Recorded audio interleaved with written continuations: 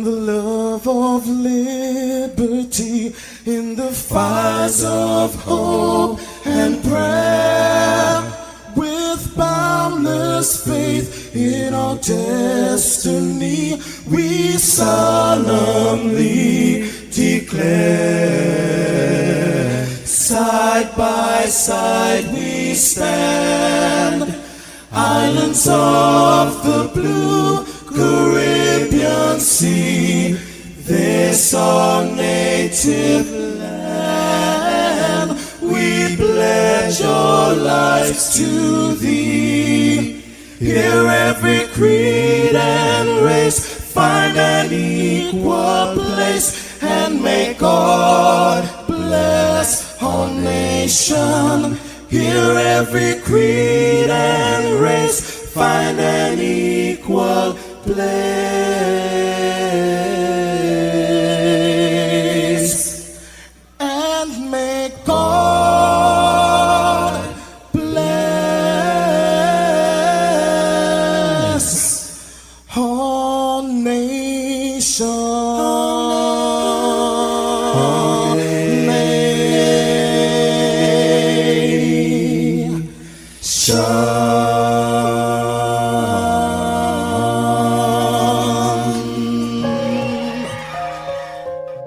Heavenly Father, we come before you at the start of this new day, giving thanks for life, for health, and the opportunity to serve through this station.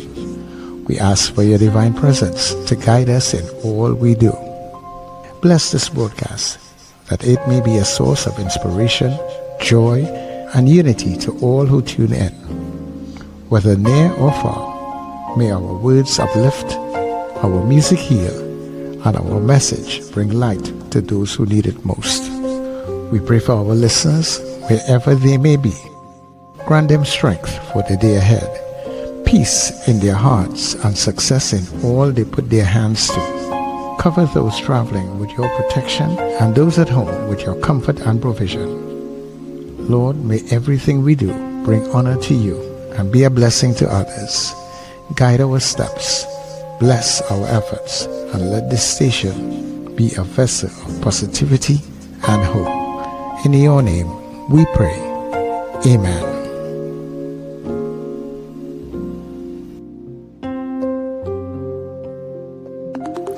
Your voice, your soundtrack, your station. New Era TT Radio. NETT Radio.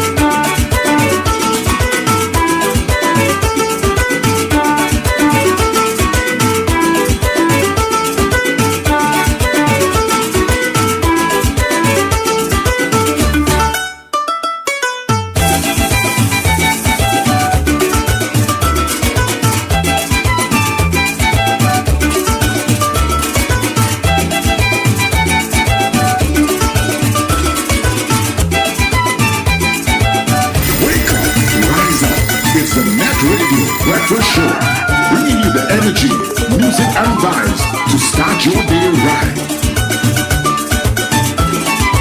Get up, wake up, rise up, wherever you are right about now. Yeah. Good morning to you. Good morning, Tobago and Trinidad. Tobago thing on the inside this morning. Yeah. Heal and tilt. Good morning, TNT. Good morning to our neighbors in the Caribbean. And of course, all of you who are streaming all around the globe in your different time zones and different spaces right about now. Good day to you. And of course, thank you so much for being here with us. This is New Era TT Radio. NETT Radio, the heartbeat of the Caribbean. And yes, we take you above and beyond. As always, I want to say much thanks to the Heavenly Father for bringing us together for another day. All that we do, dear God, let it be a blessing on to you. People, I am yours truly, Sir Charles. Happy am I to be here in your company this morning, as always, as we welcome you. Once again, remember, this is the Get Up and Go. Everybody, welcome to the Breakfast Show.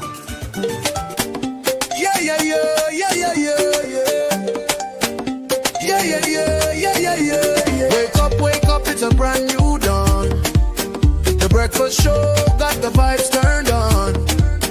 From Maracas Bay to the Savannah line, let's start the day in Caribbean prime.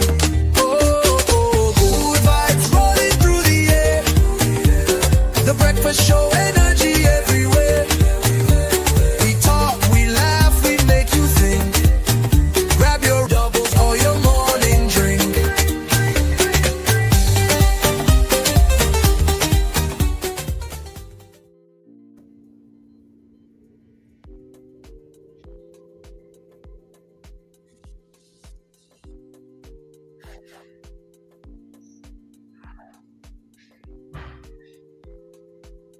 Hello, boss. Boss man. Good morning, good morning. Good morning, Trinidad and Tobago. Good morning, Sir Charles. Good morning, Richard. Good morning, listeners and viewers all over the globe. It's Tuesday morning in Trinidad and Tobago, as it is in most other parts of the globe. In North America, of course, it's now getting on 6 o'clock. No, it's now getting on 5 o'clock. What am I saying? It's just after 5. It's just after 5 o'clock. Yeah. And of course, in Yokohama, Japan, it's probably 5 p.m. or 6 p.m. You know, but we're here. We're happy to be the land of the living. Sorry? 12 hours there? 12 or 13, one of the two. Okay, Either 12 or 13 hours ahead of us. That's where our managers? That's where Manish is. Manish are not coming in November again. I'm probably coming in December now. I understand that. I was told by my nephew the trip more than likely is December. I don't know what the weather is going to be like in December, but I look forward to visiting Japan. You know? Japan. Mm-hmm. Yeah, I myself would like to go there one day. Yeah. Well, I was chatting with the group who went China in 2019, and nobody could seem to remember how long the bullet train ride was, because we did a ride from Beijing, I think, to Namcham on the bullet train, but nobody could seem to remember how long we spent on that. Via say 8 hours, Chanda say 3 hours. I'm thinking it might have been 6. You know, but yeah. Never seen all people on a trip together, you know, there's never agreed. And that Vias can be considered old. Although Vias is trying to convince me, and then I 40. I say Vias, please. But yeah. But good morning, guys, and good morning to our listeners and viewers, wherever you are, and thanks for joining us on the breakfast show this morning. We know you have a choice, and we're glad you chose us. I was scrambling for my coffee, that's why I came on a little late. Yeah, I had an early cup of coffee. I've been up all morning simply because there was an electricity outage at some point in time this morning, wee hours of the morning, and it took a while before it came back. And of course, it knocked out my flow modem this morning. I don't know, so I'm using a supplement thing. So if if my internet is a little sketchy, it's because I'm using a substitute to flow. All right.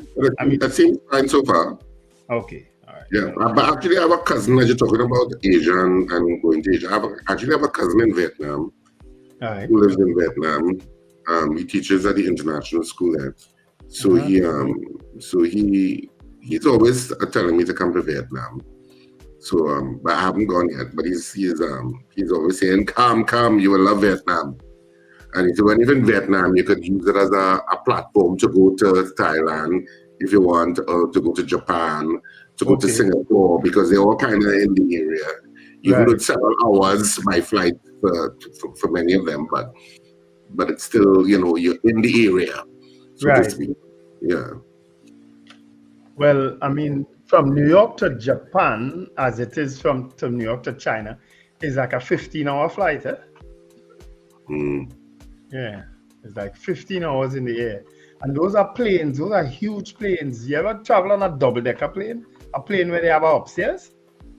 No, half the people boarding on one ramp and the next half boarding on another ramp, because half downstairs and half upstairs. Yeah. Well, that's the kind of planes flying to China and those places. A double-decker plane. Yeah. Anyway, let me say happy birthday to Richard Gordon. I haven't heard from Richard in a while. Jelani Reed, who is a doctor, Dr. Jelani Reed. Lexansa Smart, if I'm pronouncing that name correct. Priscilla Samuel, Kendall Wilson, William Callis, and Aisha Sandy, and Crystal Moore. She's also have some of the most birthday today. All right, and anybody else celebrating a birthday today, November 4th. 2025. All right. November 4th. Right. What are you going to say? No, I just studied. But my cousin's birthday is today, I believe. Yeah, Nigel Ford. His birthday is today. Happy birthday, Nigel. Who else is today? Let me look. Let me go into my Facebook. Yeah, that's where I get these birthdays from. Kevin Garrett. Kevin Fotheringham. Kevin Garrett Fotheringham is birthday today. Happy birthday, Kevin. Kevin has an East Yard, which is close to me. But he has an East Yard, which is a kind of art space. Mm-hmm. It's an art space where performers will come and perform and stuff like that from time to time. And I think Simi, the Trini, was there the other day. But it's a artistic space. It's a space for artistic expression and stuff like that, called East Yard. So happy birthday, Kevon. All right, happy birthday, Kevon. And that's about it. Just taking a quick thing there. All right. Yeah, so that's it.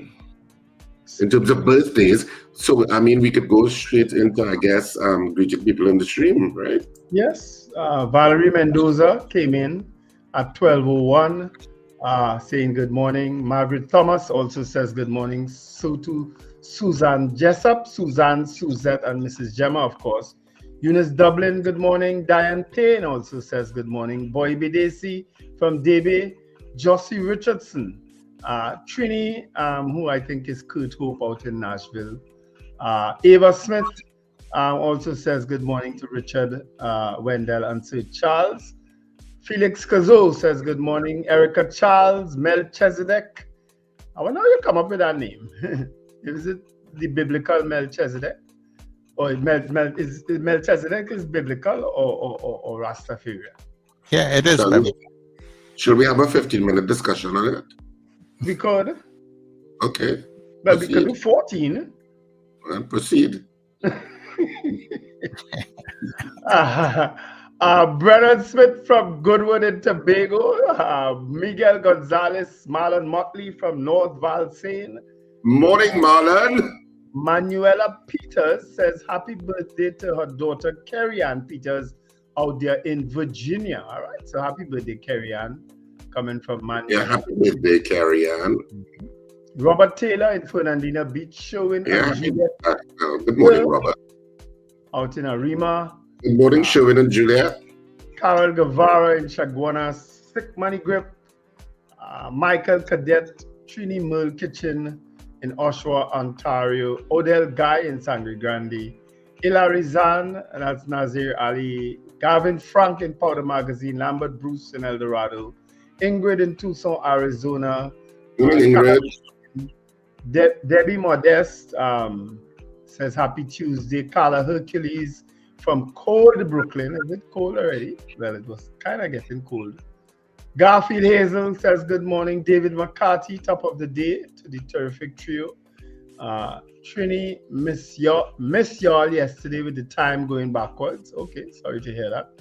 Nicola Nichols, good morning, gentlemen and everyone. Apollonius also says good morning. Joyce Phillip, top of the morning, guys. Natalie Hoyt, Robert Harper, Florence Bazi, Victor Thongs, James Kamau, Wayne Ramsey in Fort Lauderdale. DL says good morning, and Carl M. Jack. Those are the greetings I have on the chat thus far. And special good morning to Annie Bunyan, wherever you are. Annie, morning.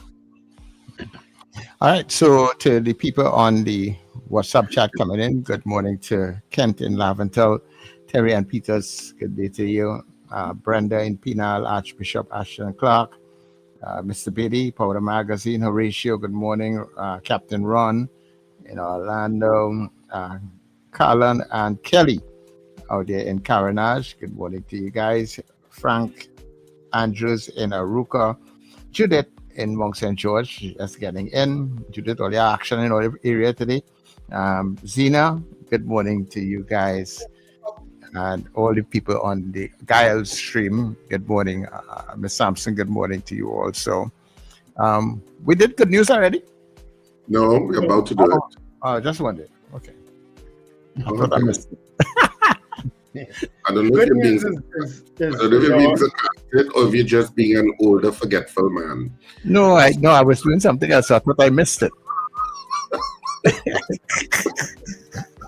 But that I could be forgetful too. That's all right. You trying to win with Richard? No, it's not gonna happen.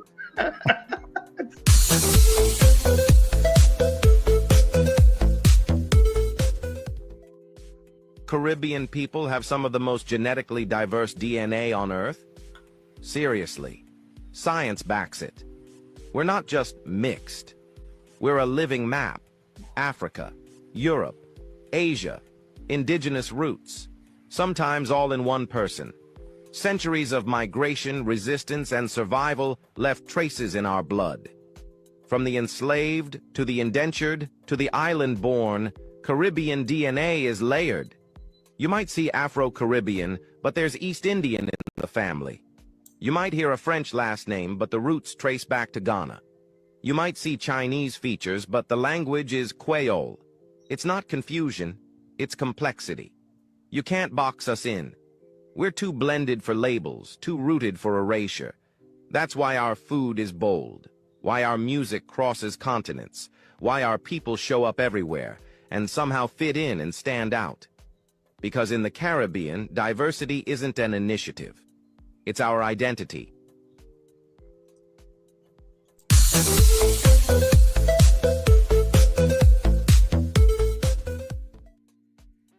You know what I always wonder, Richard and Richard, is that an AI-generated voice? Because that voice, it is. That voice is used a lot, eh? Yeah. I always wonder if it's actually someone's voice or if it's an AI-generated thing. No, he's on the AI-generated platforms. Yeah, because his particular voice is used for a lot of videos. Yeah, I see. That particular voice, I should say, not his. He's something Smith. Okay. Morning, Sankofa, and morning, David Wares. Can't wait to head home. David Wares, you still out on a ship or abroad? I didn't know that. Why you want to come home, boy? People want to leave. And you want to come home to this stress. Every day is some crazy story. If it's not coming from the American president, who said some things yesterday, and I just my jaw dropped. And then of course our local people who say all manner of things. You know me, I don't give them the time of day, but at the same time they bombard me with these videos and so on. And I after yesterday I put out a status. Oh Lord, will they ease me up? I keep getting all these videos and all these clips and all these links from all manner of people whole day. And half of them, honestly, I'm not even looking at. You know what I mean? Because it's just tiring. All the news of what's been going on in the Caribbean and so on. And some people, of course, maybe get the clips a little later than others. So it's like 2 days later, you're getting the same thing. And I just say, oh, if they're not. That's the world that you live in, the social media age.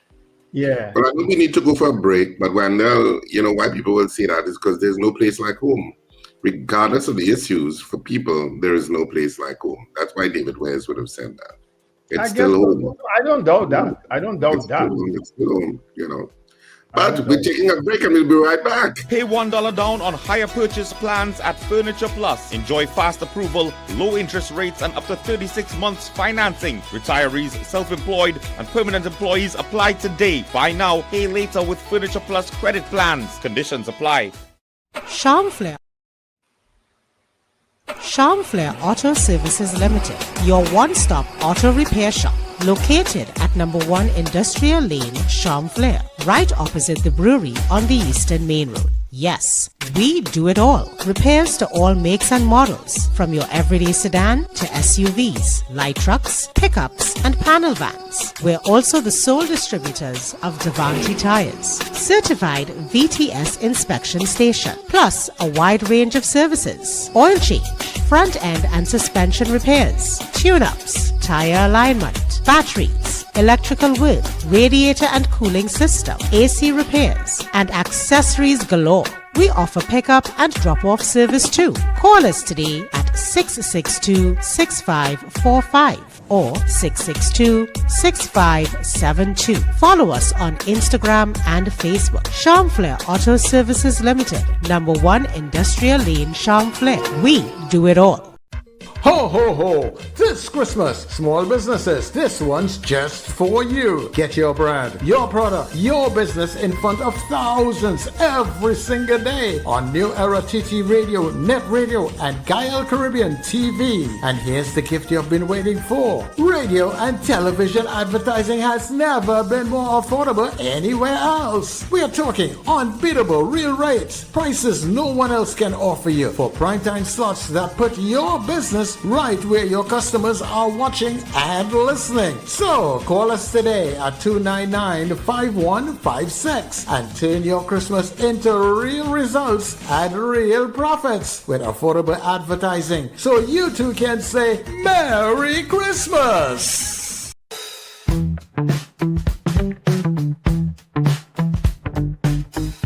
S&H Rumbox, 137 Western Main Road, St. James, for all your retail and wholesale needs for alcohol and non-alcoholic beverages.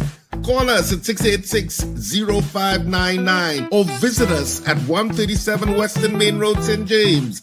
S&H Rumbox, drinking out of the box.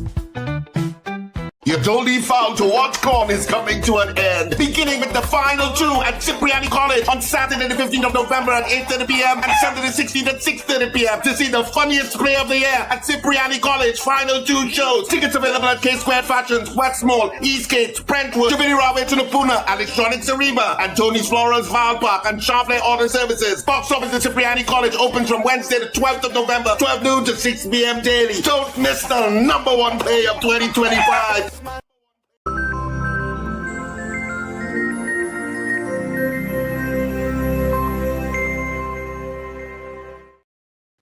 Of course, we are back and you're watching The Breakfast Show, just in case you didn't know. And Wendell will take us first for our dailies with the Express. Over to you, Wendell. Yeah, before I get to the headlines of the Express, I just want to respond because we're going to try to get Rondell Fields to come back on our show because he revealed, as Carl M. Jack reminds, some shocking statistics yesterday. And I don't know if you remember, I spoke about a case yesterday, Richard, that was in the court about, let me just quickly read part of it, right? A 31-year-old father on Tuesday found out in the Chaguanas Magistrates Court that he had been paying maintenance for 2 children whom he later found out are not his. The startling information was revealed by Magistrate Nicholas Ali when a case for maintenance and custody of the children, 2 girls, came up before him. The children are 4 and 6 years old, and before Ali stood the girl's father, who was a police officer. Standing next to him was the mother, a 28-year-old woman of Central Trinidad. She was represented by an attorney who filed the application in September on the wife's behalf. Ali first heard the matter in September when it was revealed that before the wife filed the maintenance and custody case, she was living with the policeman as his wife. Ali had ordered the husband to pay the wife $150 per month for each of his children. The husband paid his alimony, but 3 weeks ago, he filed an application for a paternity test. Ali made an order for it to be done. Such test determines the biological parents. It was done and the results were sent to the magistrate's court. Yesterday, when the case was called and both husband and wife stood before Ali, a clerk handed the test results in envelopes to both the mother and father. Both opened the envelopes almost simultaneously. Ali proceeded to read the results. He said, children, names called, are not the children of the respondent, the husband. The policeman bent his head and began to sob.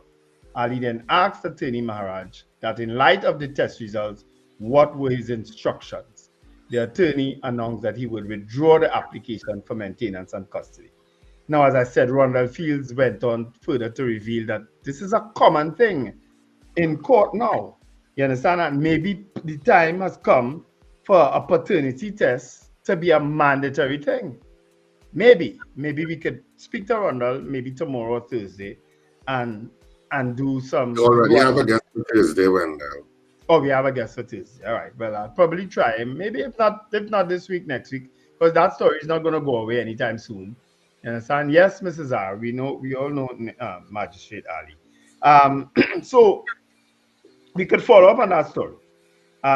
So headlines in today's Express. Some of the trending stories. Venezuela reserves the right to take necessary action, says Cabello. Bahamian schoolgirl dies after fall from high-rise hotel. Ansa Makal sells standard. 5 bandits in hijabs rob central businessman. And the Prime Minister is to discuss Tobago autonomy in her first official visit today. All right, those are some of the trending stories in today's Express. All right, I'll go straight to the Newsday for this morning. On the Newsday, the headlines in the Newsday in Trinidad and Tobago. Trini UE students in Jamaica return to normalcy. Western Division cops foil kidnapping. PM to address a special THA sitting in November. TDF staff sergeant appeals High Court ruling on denied promotion. And ex-Commissioner of Police Griffith to Alexander leadership required, not showmanship. And of course, Gary Griffith will be our guest in the next hour. So I suppose you talk about that and other stuff that's trending. And so McCall sells standard distributors to term finance, and Trump, Maduro's days are numbered. These are just some of the trending stories and headlines in the Newsday today. Over to you on The Guardian, Sir Charles. All right. One of the main stories is the missing ex-fireman found dead in Komuto. And that is a gentleman by the name of Anselm Alonso. A couple of days ago, he went missing, found him dead. Sad story. Yeah. Cultural procession brings Sando to life with color. Gonzalez Griffith tells government, don't ash your social media, just communicate better. PM still backs the U.S. strikes as Trump warns Maduro. Days are numbered. Venezuelan minister TNT won't provoke us into taking action we may regret. And another Venezuelan opposition MP condemns Kamala over U.S. military support, and opposition Senator PM betraying TNT's interests. Yeah, some of those stories. All right, so that's it for our dailies this morning. Of course, we just moved to an interesting feature that we're going to do this morning. From an international perspective, how are international news organizations seeing Trinidad and Tobago in the context of this Venezuela and U.S. standoff, and of course the seeming involvement of the Russians now. So this is just a brief news story that kind of analyzes the position of Trinidad and Tobago from an international perspective on what's taking place in the Caribbean. Tonight, I want to explain a small country. Tonight, I want to explain a small country. Hello and welcome to Times XP. I am Dhritiyatri, and we are going to talk about a small country that could become the biggest loser in the US-Venezuela conflict. Trinidad and Tobago, just 1.4 million people. Two small islands, tiny in size, but one of the most important energy hubs in the Caribbean. And here's the problem.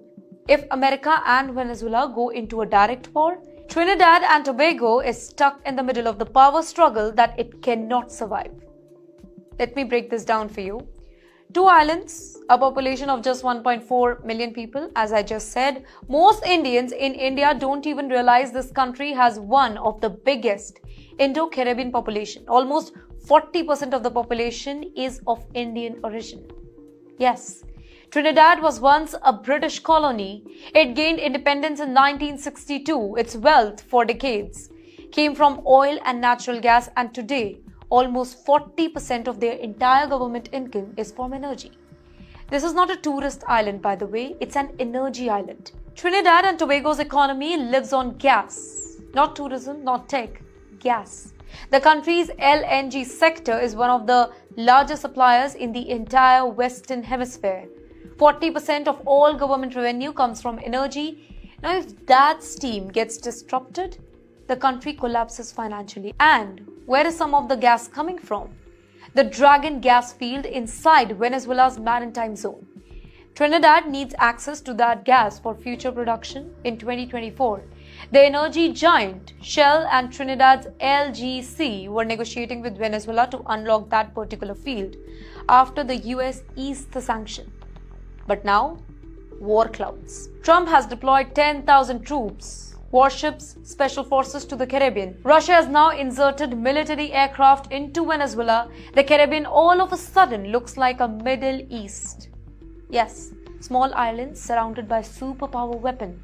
And Trinidad is right there, trapped between Venezuelan territorial water and American military assets. You know, if conflict explodes here, gas deal freezed. Investment stops, companies panic, LNG terminals slow down. This means that Trinidad will lose billions of dollars in the next 5 years. Not millions, billions, because energy investors hate war zones. This also hits their own people. Trinidad already has young unemployment rate that is nearly 9%. It has inflation above 4.7%.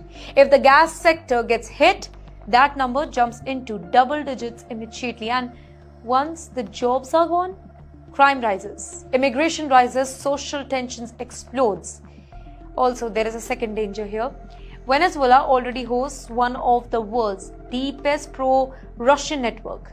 If war erupts, Russian and maybe, just maybe, Iranian assets also, they can use Venezuelan ports and airstrikes. United States military assets will respond from nearby Caribbean water. And guess who is sitting right in the middle of this two-sided geographical war? Trinidad and Tobago. This island could become the parking lot between the two militaries. Scared investors leave, tourists die, ports get militarized, sea routes get blocked. This is not fantasy. This is exactly what happened to Lebanon in 1980s. It got crushed between Syria, Israel and the US's interest. A small nation becomes the battlefield of giants. So yes, the headline says US-Venezuela tension, but the real economic body bag could be carried out by Trinidad and Tobago. A country that did nothing wrong, a country that simply wanted to sell gas, and now the gas is surrounded by warships. The question nobody in the mainstream media is asking is very, very simple. When superpowers fight for oil and gas, what happens to the little countries who are sitting on the top of that energy? Tonight, Trinidad and Tobago is learning the answer the hard way.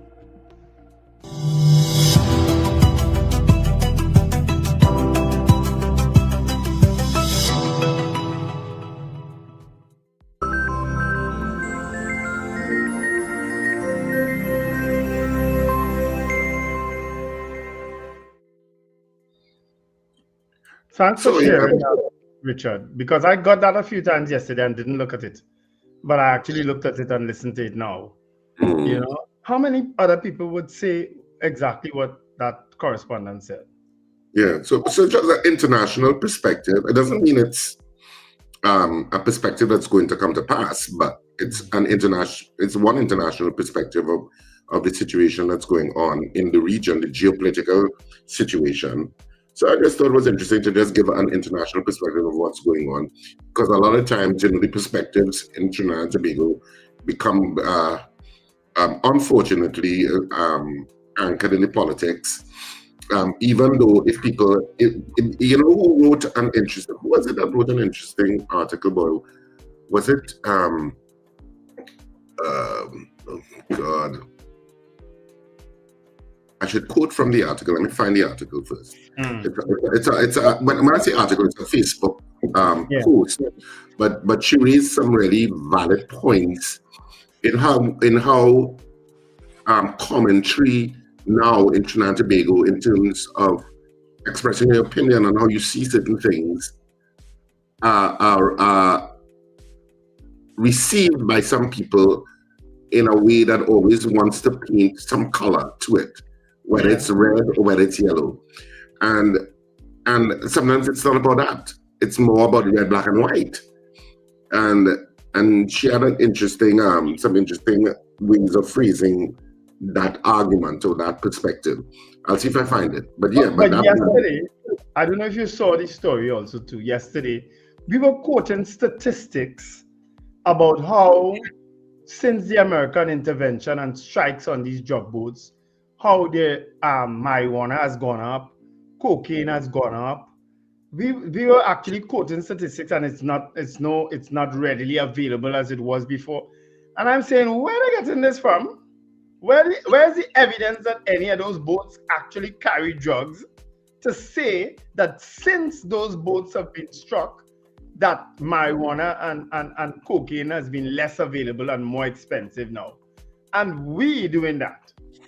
You understand? And we even reach so far as to be ridiculing a certain bunch of people in Trinidad and Tobago as to why the business is suffering because of the unavailability of this. That's where we reach. Well, I mean,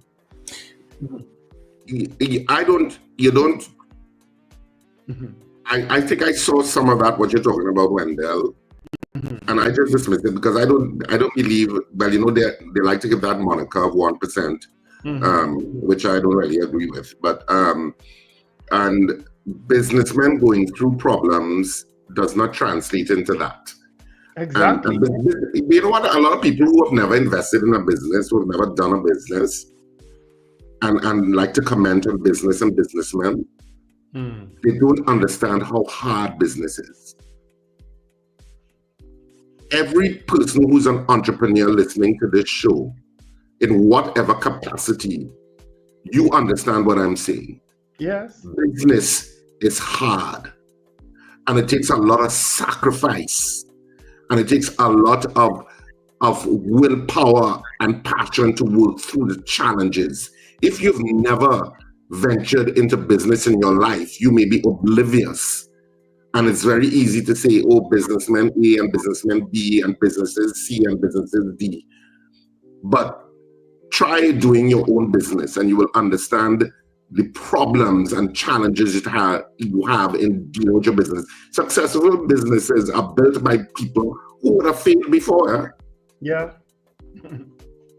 Most successful businessmen or businesses, because it's men and women, so disregard the gender, are built by people who have failed before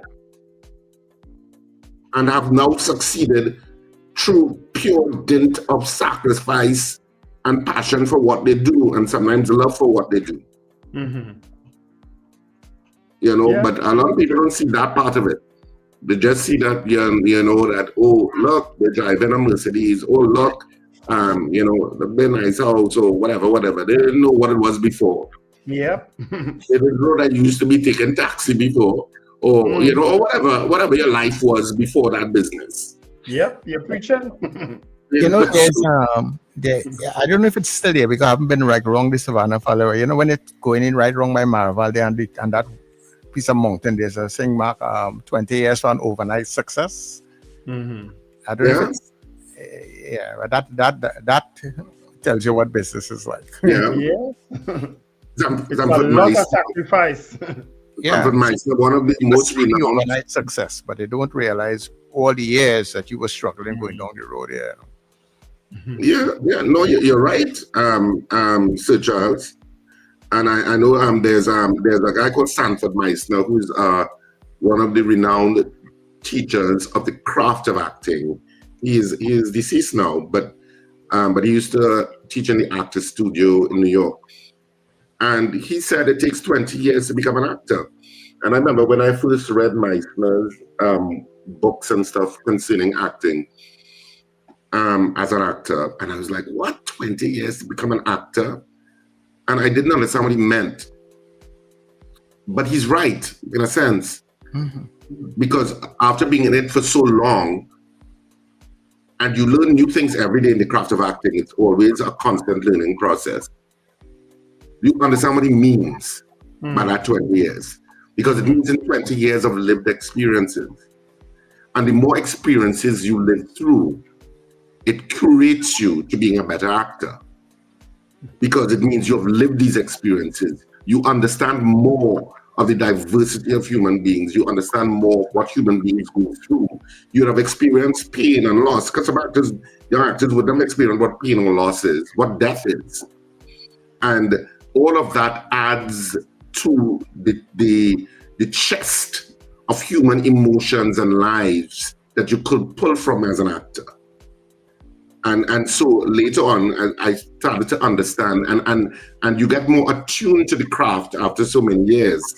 You get attuned to what's honesty and what's dishonest. Well, given a masterclass on acting here.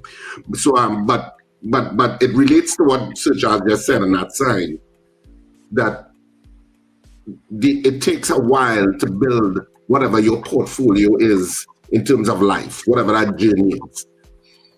And anyway, because I suppose we could talk about some of the I wanted to get to some of what but it's Giselle Hudson, who was somebody I know well, and she does different posts from time to time. Sometimes some very light posts, but are interesting. Always has an intellectual twist in. And she said, let me see if I can find it.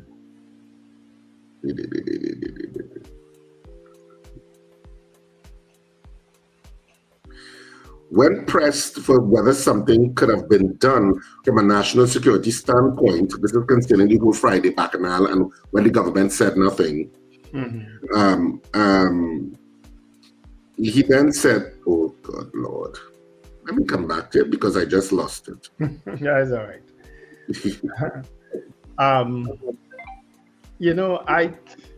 We are amazing people, After all what Richard just said, people still find something negative to say about things.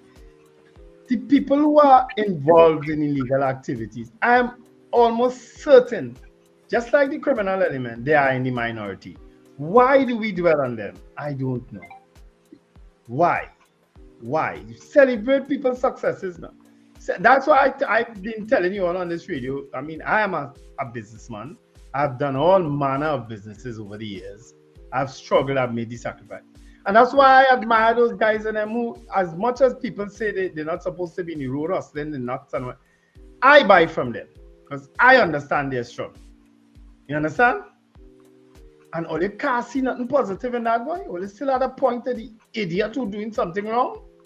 No, we're not focusing on that this morning. I'm sorry. Or they could save that nonsense in the chat. Those sour people and discourage people, please. Right?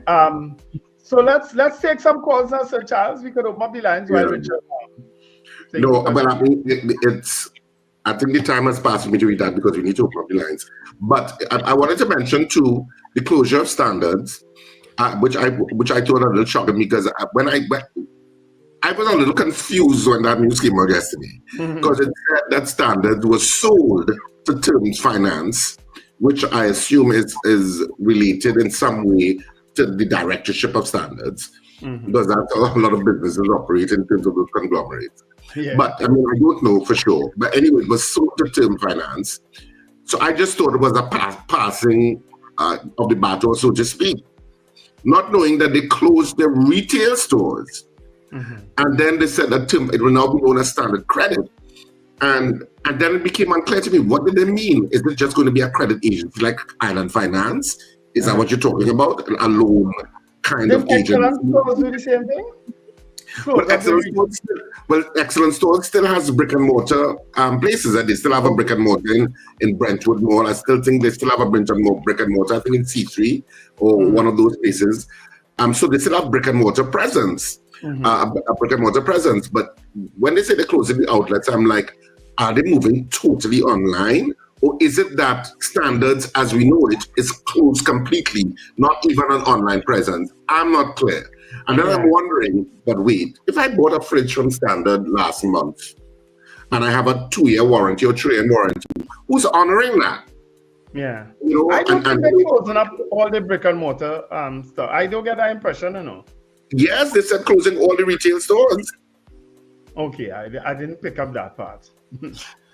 All right, let's go to the lines, guys. Let's take the calls as they are coming in now. We're going to Furniture Plus anyway, so. Yeah. Hello, good morning. Good morning to Charles. Hi, good morning, Zena. Richard and Wendell. Good morning to all those locked on my Powder Puff girls. Good morning. Listen to me. That I believe from what I read, folks, is like, to me, it's just one brother to the next, yes. I don't think it's any kind of big thing. And maybe I read where if you bought something and you on hire purchase, you will continue to honor it. But I don't know if they will have like stores open or, as Richard said, a kind of island finance kind of setup. I'm not sure, but they specifically said if you have your in hire purchase, you will continue to honor it. I don't know for the warranty part. I suppose somebody will work out something, but I feel it's from one generation to the next. I don't feel it's any big thing. This clothes is selling out, and this thing is the family must be transferring from one to the next. That is my feeling. And you know what puzzles me, Zena, if you were closing, you know what puzzles me, Zena, if they're closing down and you're closing down all of these standard outlets, where is the big closing down sale? well, that is it. I didn't hear it said it during the month of October. I didn't even see it anywhere. And sometimes too, and sometimes too, Zena, sometimes businesses close under one name for tax purposes and things. That is all I know. The next we bankrupt. We can't pay the tax. It must be one set of family. Yeah, next thing we open up a new name. I want to just touch on another point quickly. If people read and listen to the news all day long, we will realize the areas where drugs are being found all the time and they refer to certain places. We would see that all who they call in the 1%, which is a term I hate myself, right? it does not come from that community. It always originates somewhere in Central and South. And let us face it, it is a fact. Always when you hear that, and those are the people and chambers in those areas always calling, what the police doing? Where they're working? There's that. And they continue to delve into that and bring the drugs right in that Central and South. Always. I never hear they going in a particular area that we could call is the Syrian community. So take that, because I just read every day and I realize every time you hear a big drug bust, it's nowhere where people think it from. I can't be as definitive as you. I just think that it's all over the country. They get those kind of drug busts. Yeah, let's take some calls. So I sent a suggested poll. Yeah, I got it. I'm just waiting to put it up for you as the time approaches. Yeah, don't put it up yet, because no. You will have to go over 100 votes today. and you will have to do a little backdrop update. Right? Hello, good morning. Good morning, guys. Good morning. Morning, Cookery. Senator Nakid made a statement, and I'm wondering whether that is the position of the government. I take it that it is the position of the government because there was no retraction from the government and no condemnation. But what he said was that the government should not be employing PNM people. And any member of the government that employs PNM people, they too should be fired. Now, in my view, that has reached the threshold of what could be considered political victimization. And I was doing some research with the United Nations, what is considered an offense in their ambit. And political victimization with respect to employment is one. So I am thinking now that a lot of these people who identify themselves as PNM and have been fired, whether they have a case to put before the United Nations that Trinidad and Tobago is now practicing what is definitely political victimization among the lesser people. There are instances, according to the United Nations, where people had to be removed. People at the top, chairman of boards and so on. That is acceptable. People who have been politically appointed. You expect them to be removed. But you can't take a blanket position that if you are PNM, you ought to be fired. And if people in the government entertain people who are PNM, they too should be fired. That is NACI's position. If you want me to send all the clip where he's saying that, I want to see that with NACI. Thank you very much. Thanks very much, Mr. Cookery. Yeah, you can send it to me, Mr. Cookery, because I haven't seen it. So I want to see hear nothing with NACI. Sorry. Oh, it's David Naked he spoke about? Yeah. Oh, okay. All right. Kola, good morning to you. Yeah, nothing with him. Morning. Yeah, morning, gentlemen. Morning, Kola. No, in reference to the article, the news article that you okayed earlier this morning, I saw that article interestingly. To note also with what I believe is the Foreign Affairs Minister, the Minister of Defense in Venezuela, made a comment in reference to our over-century-old relationship that we have that seemed to be disseminated in just a matter of a few months, right? But this whole issue, this narrative for the drug cartels in Venezuela, there's no proof brought forward. Over 60-something persons have lost their life at sea. There's no identification of the persons themselves, and no justice for those individuals themselves too. And we seem to be looking at the source of the problem in terms of America, their narrative. But no one is addressing why it is that there seems to be an epidemic within the United States itself. So if it is not to get rid of the source, there's still a demand for that form of product. And what the Russian representative has stated is that why it is that America not dealing with the middlemen within America, they're taking that action against them in terms of the importation of these supply, right? So what I found is that America usually project a narrative when they want to go against certain individuals, be it Gaddafi or Saddam Hussein, whether they create a narrative by sending out all these information via their newspaper. Sometimes you have to take what it is that you are hearing with a pinch of salt too, and look at other sources of media sources, like what you played earlier today, that actually delves deep into, I guess, a critical view of the information that is being disseminated in general public. I think we as a person, we are becoming a bit kind of complacent. I shouldn't say complacent, not of our fault, but we have never been involved in any war, right? And we have to ask ourselves how it is that we're going to benefit from this at the end of the day. Yeah? Yeah. So I'm grateful that you appeared the article this morning, right? Yeah.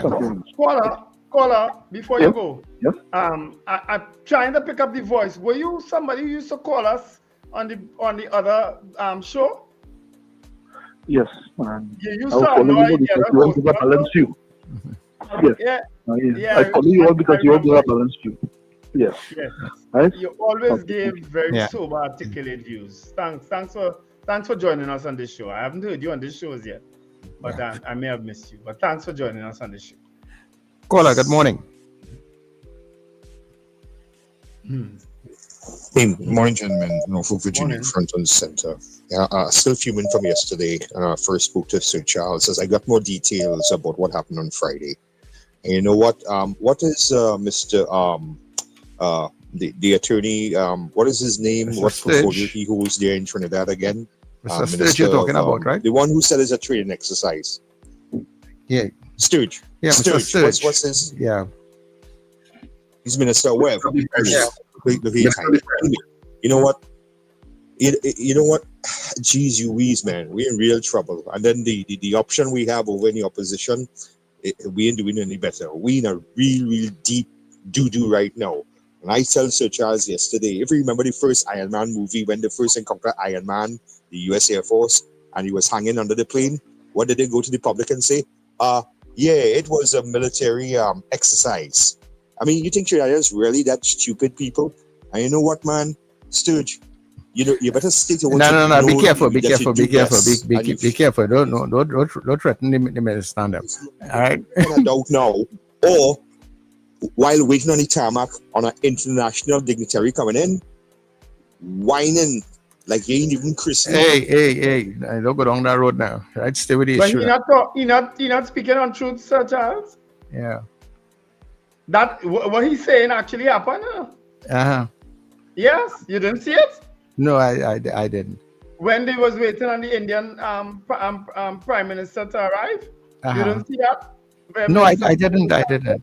Yeah. So that's like, yeah. You didn't see that? Well, I can't see everything, and I'm not privy to everything. But he not see. So things that I'm not sure, I just try to be, protective and cautious, I hear you. I mean, we had to protect the station, but he's not speaking on truth. All right. Okay. No problem. Poll time, Wendell. All right. Well, yes, our poll is up, people. Should paternity tests be made mandatory in court maintenance matters? That's our poll this morning, right? It's a huge story now. And apparently, a lot of people minding cheering that ain't theirs. And they calling them daddy and they're buying milk and pampers. So, Richard face. Should paternity tests be made mandatory in court maintenance matters? Come on, I want female votes this month. I want the women to vote. I want to see what they're gonna say. Men can vote. I want 100 votes and only want the women to vote, right? No, the men go vote. We had to ask the men to vote. They go vote. But I want all the women who listen to us this morning to vote. Everybody to register and vote today. I find it urgent on women in a kind of roundabout way. So who is just saying this child is yours? I find you casting. Who is just saying this is your daddy? Who is just saying it? Look, daddy, they ask him for this, ask him for that, cry, snap there. Who just say that?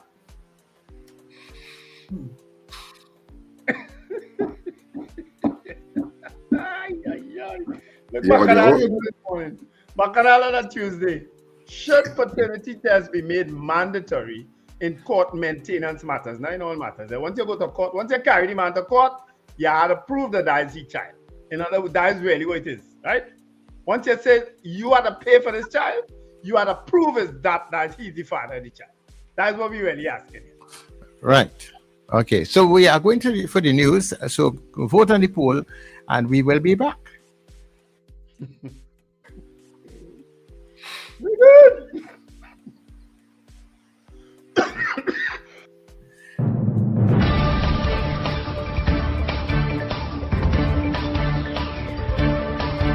The news you need, the clarity you deserve. Local, regional, global. This is Net Radio News Now.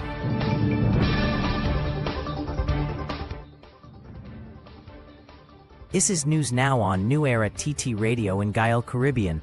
I'm Derek. Good day. Prime Minister Kamla Persad-Bissessar is set to address Tobago's long-standing call for autonomy and other key issues during a special sitting of the Assembly Legislature in Scarborough on November 4th. It will be her first official visit to Tobago and her first address to the THA since the UNC-led coalition took office in April, winning 26 seats, while the PNM secured 13 and the Tobago People's Party 2. The Prime Minister will be accompanied by a small ministerial delegation, including Attorney General John Jeremy, Finance Minister Davendranath Tanku, and Works Minister Geraldine John. According to the Office of the Prime Minister, the visit aims to strengthen inter-island cooperation, promote inclusive development, and advance national unity and progress. The North Central Regional Health Authority says unexpected absenteeism is the only reason some wards at the Eric Williams Medical Sciences Complex were left with one registered nurse on duty over the weekend.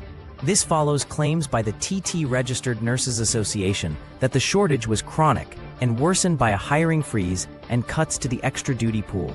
In response, the NCRHA called those claims reckless and misleading, but confirmed that on November 1st, 4 wards had only 1 nurse instead of 2. The authority insisted that patient care and safety were not compromised, adding that all other wards met its clinical standards. The NCRHA said nearly 900 nursing posts are filled, but recruitment remains difficult, with only 34 qualified applicants hired out of 345 advertised positions for nursing assistants.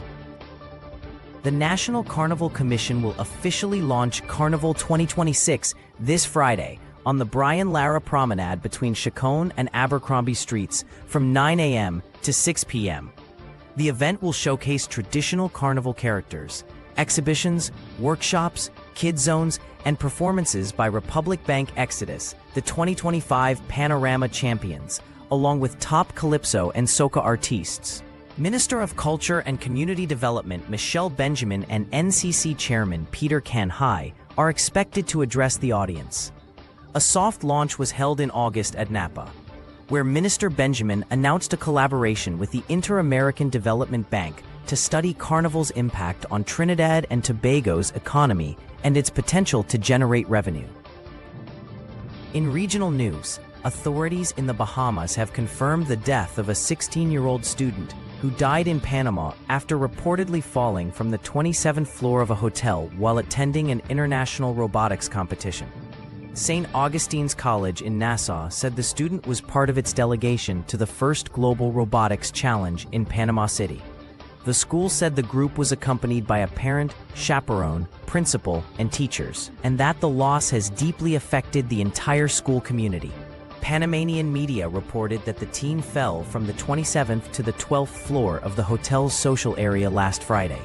St. Joseph's Parish described her as a cherished member who volunteered weekly at its soup kitchen, remembered for her kind heart and gentle spirit.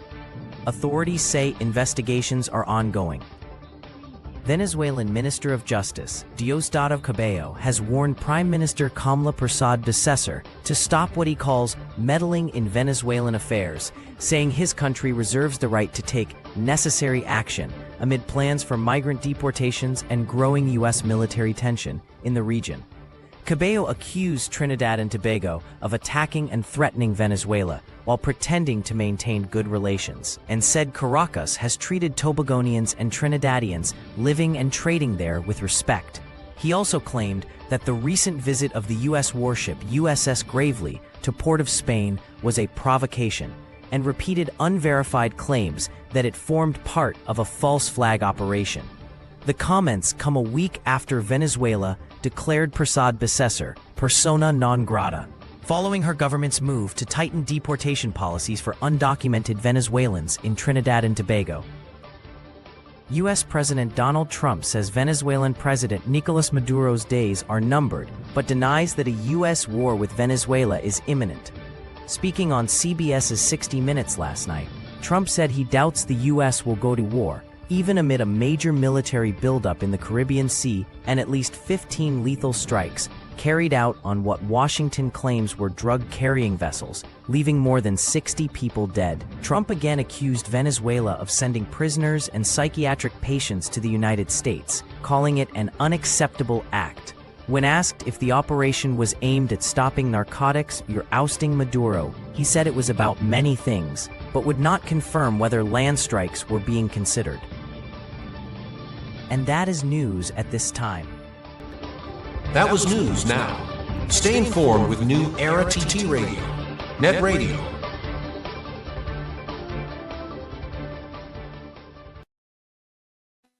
Your mid-morning just got better.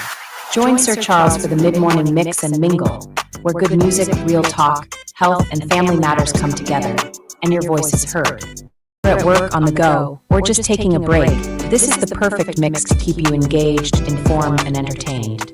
The mid-morning mix and mingle, weekdays, 9 a.m. to 12 noon on New Era TT Radio, Net Radio. Morning vibes, fresh energy. This is the Net Radio Breakfast Show.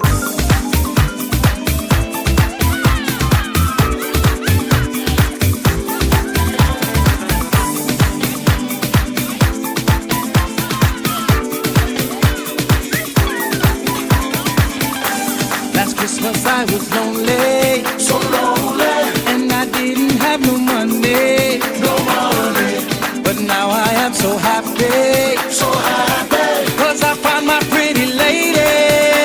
Hey, this year is you and me, we going on a spree, nice clothes and jewelry, and a nice big Christmas tree, gifts for the family, a big ham and a turkey, I hope that you are ready for the office Christmas party. Whole of Christmas time, I'm spending Christmas with you. Every party, every line, I'm spending Christmas with you. I'm leaving all my friends behind, I'm spending Christmas with you. Cause I am yours and you are mine, I'm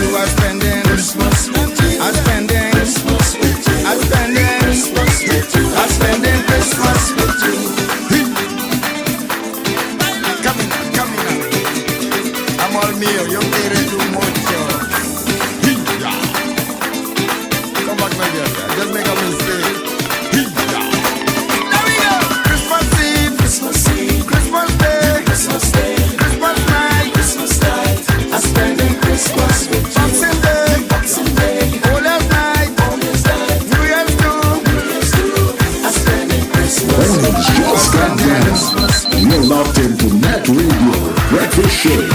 Fueling your day with the best music and real talk. Well, yes it is. The Breakfast Show on New Era TT Radio, Net Radio. Taking you above and beyond. And of course, we are here also on Gael Caribbean. And this is a very special good morning to all the folks who are picking us up on Gael TV. All right? Wherever you are in your spaces, thank you very much for being here with us this morning. For those of you, because of the time changes out there in North, I know y'all are getting up late, but that's all right. We welcome you all nevertheless, right? So people, stay with us. Remember, when we come off of the TV feed, you can get us streaming all day, every day at newerattradio.com. Also, New Era TT Radio, put it in your browser. That way you get us on TuneIn, so you'll be able to get us on your Alexa and Google devices, right? And of course, look out for all the folks on YouTube and Facebook. Our next engagement for you will be at 4 o'clock this afternoon. Tony Fraser inside of the Drive Time Exchange. Of course, he has a panel of experts in between there this afternoon, and we'll be looking at this whole Venezuela U.S. conflict that is taking place, right? So that's coming up at 4 o'clock this afternoon. Continue to vote on the poll, people. Remember the poll being, should paternity tests be made mandatory in court maintenance matters? So vote yes or no, and then put in all of your comments. And while you're on our platforms, whether it be our website, YouTube, Facebook, wherever else you see us, there's a support button. Support, like, and subscribe, okay? So we will take that break, and we will be back. Don't go anywhere. Ho, ho, ho! This Christmas, small businesses, this one's just for you. Get your brand, your product, your business in front of thousands every single day on New Era TT Radio, Net Radio, and Gael Caribbean TV. And here's the gift you've been waiting for. Radio and television advertising has never been more affordable anywhere else. We are talking unbeatable real rates, prices no one else can offer you for primetime slots that put your business right where your customers are watching and listening. So call us today at 299-5156 and turn your Christmas into real results and real profits with affordable advertising, so you too can say Merry Christmas. Charm Flair Auto Services Limited, your one-stop auto repair shop.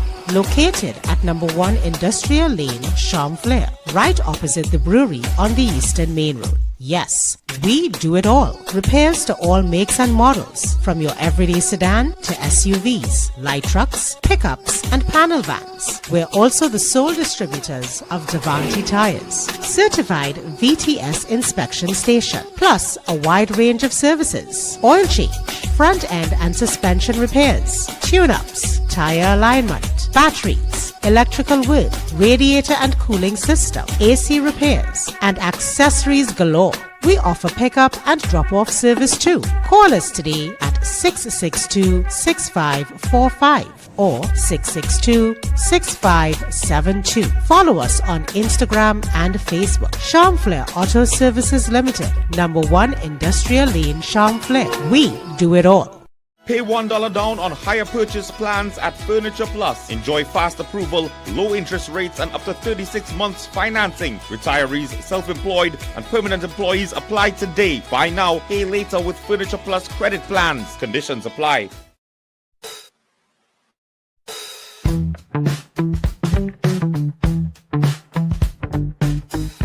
S&H Rumbox, 137 Western Main Road, St. James, for all your retail and wholesale needs for alcohol and non-alcoholic beverages.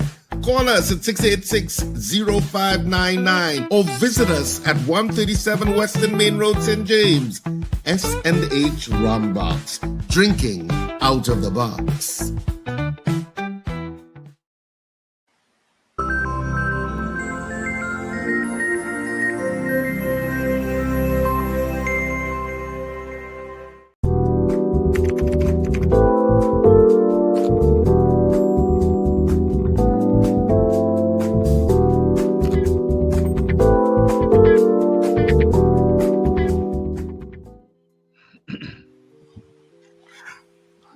DNA test. How do they do the DNA paternity test? How is it done? Maybe some swab. Is urine? Is via urine or blood? Is it a DNA paternity test or is it just a paternity test with blood? Well, all right. Well, I don't know. That's what I'm asking. I just don't know what the test consists of. I think it's a blood test, I think, but I'm not completely sure. Is it that they have to also check the child? How is the paternity test done? Yeah, they will have to check the child too. Yeah, because I don't know. Yeah, they'll have to check the child and both parents. Do they do the both parents? Just the father. Just the father. Just the father, yeah. Because the mother is always mother's baby, but father maybe, you know. You never hear that? You have a lot of angst and loads that you taught this morning. It's mommy baby, father maybe, daddy baby maybe, you know. You never hear that? Yeah. It's always that, you know. So all your children might be maybe then. That what you're saying? All your children might be maybe? Is that what you're saying? My children are mine. I know that for sure. I mean, you took paternity test? Actually, no, I didn't. You know something? I better don't crow. I better don't be crowing this morning. Let me don't crow. I don't know, honestly. I didn't. I mean, it wasn't a question. It wasn't a question that was raised at any point in time in my marriages. But at the same time, what is done? Because somebody also told me that they hear that the paternity test is done. You could only pay cash for it, and it's in US. I never heard that though. Somebody told me that. I don't know if he ever had to do one. Who's that you're asking about? No, a birdie whispered that to me. I ain't going to expose him on air. But somebody who listens to us every day said that they heard that the paternity test is done in cash and it's a US payment. I don't know. Somebody will explain how the paternity test is. When I go down to the bottom of the chat, I'll check. But you ready for votes? Yeah.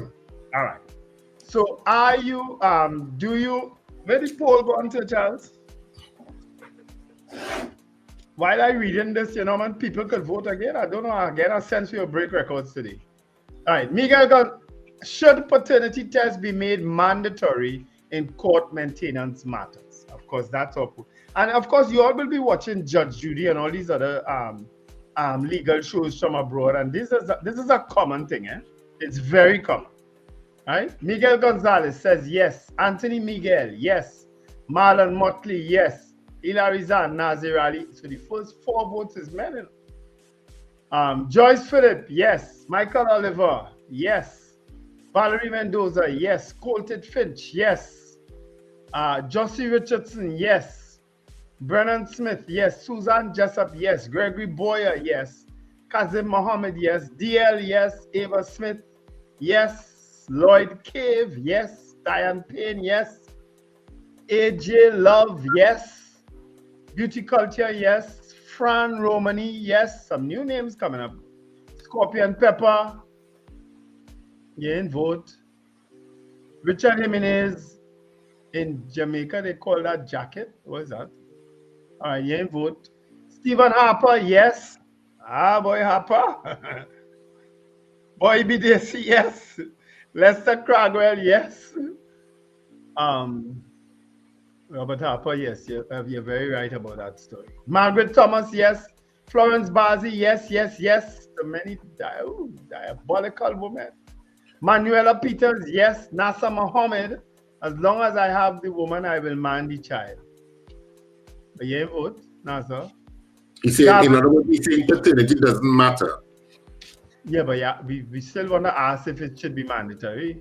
Yeah. Apparently they do swab you, Wendell. They swab you for DNA test. What, the inside of your mouth or something? Yeah, like they swab from the inside of your mouth. I just asked somebody who went through it. Okay. All right. Okay. It may not have looked like I did it because I'm that good, but it may not have looked like I was on a call and that I was asking somebody, but I did. Okay, very good. Why taking votes? Gavin Frank says yes. Julia Samantha says yes. Allen didn't vote. Robert Harper says yes. A capital yes too. Classic Brother, yes. Cheryl Henry, behave yourself. Lisa Charles alone. Beauty Culture says yes. Cheryl Henry votes yes. Slick Money Grip, yes. CJ from New York, absolutely yes. Michael Cadet, yes. David McCarthy, yes. No, David. Melchizedek. So Carol Guevara, yes. Sankofa says yes. Scorpion Pepper said no, it should be optional, and whoever wants it done should pay for it.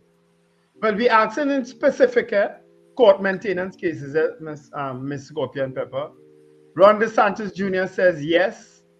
Brennan Smith, yes. Eunice Dublin, yes. Ingrid from Tucson says yes. Old lady didn't vote. Robert Taylor votes yes. Apollina's, you're so right. Old lady says yes. Joseph Clement says yes. James Kamau says yes. Why not suffer? Why not but suffer not the children? Well, unfortunately, children get caught up in a lot of nonsense that they shouldn't be. Trust me, I should know. Apollina's, yes. Just a nice guy, yes. Beach Bug says good morning. Melchizedek, nope. Sandrina Bagan, yes. Victor Thongs, yes. Scorpion Pepper, already, well, we got your no already. Offer the test and not make it mandatory. But how you have to make it mandatory in a maintenance case? Are you taking yes or no, or are you commenting on the entire substance of the poll? No, me and Scorpion. I just need to know to put on my pen now. I want to know how long the discussion going on. You want to take the next call? There's a lot of chat going on, you see. So I kind of figure out the votes. Carla Hercules says yes. Beachbug. A lot of chat here. I'm trying to get votes in between the chat and I'm not getting. Truth Set You Free said no, just the father. Now there are so many. Well, I don't know if that's a vote. The test swab is in the mouth, Manuela Peter said. Shamebot says yes. Beachbug now votes yes. Truth Set You Free says yes. Anya says yes. D-Mark says yes. Shamebot, behave yourself. Bridget Buchanan says yes, definitely yes. Dave Gosine, yes. Dean Allen is saying the test costs 1,200 to 1,500 TT. Edwin Joseph says yes. Wayne Joseph says yes. 1,200 to 2,000. Beauty, okay. All right. Votes. Garfield Hazel says yes. Fran Romani says yes. And I think that's it. Take a breath. Boy. So Afria says yes. Judith in Tobago says yes. Miss Sampson, I have to go in there and see what it is, right? Miss Sampson says yes. GNC Otto says yes. Zena says yes. Brenda in Penal says no. Anyhow, okay.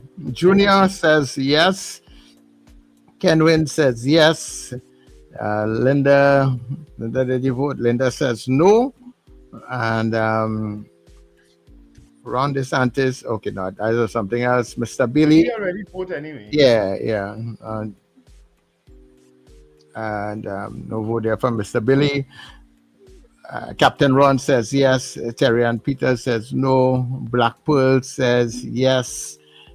Pauline says yes. Sean, yes. And Annan, no.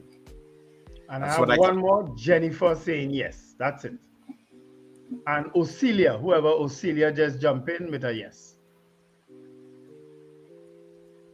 That's it. All right, so our poll this morning, should paternity tests be made mandatory in court maintenance matters? We had 80 people voting on the poll in their allotted time. And of the 80 people who voted, this is how the votes are split.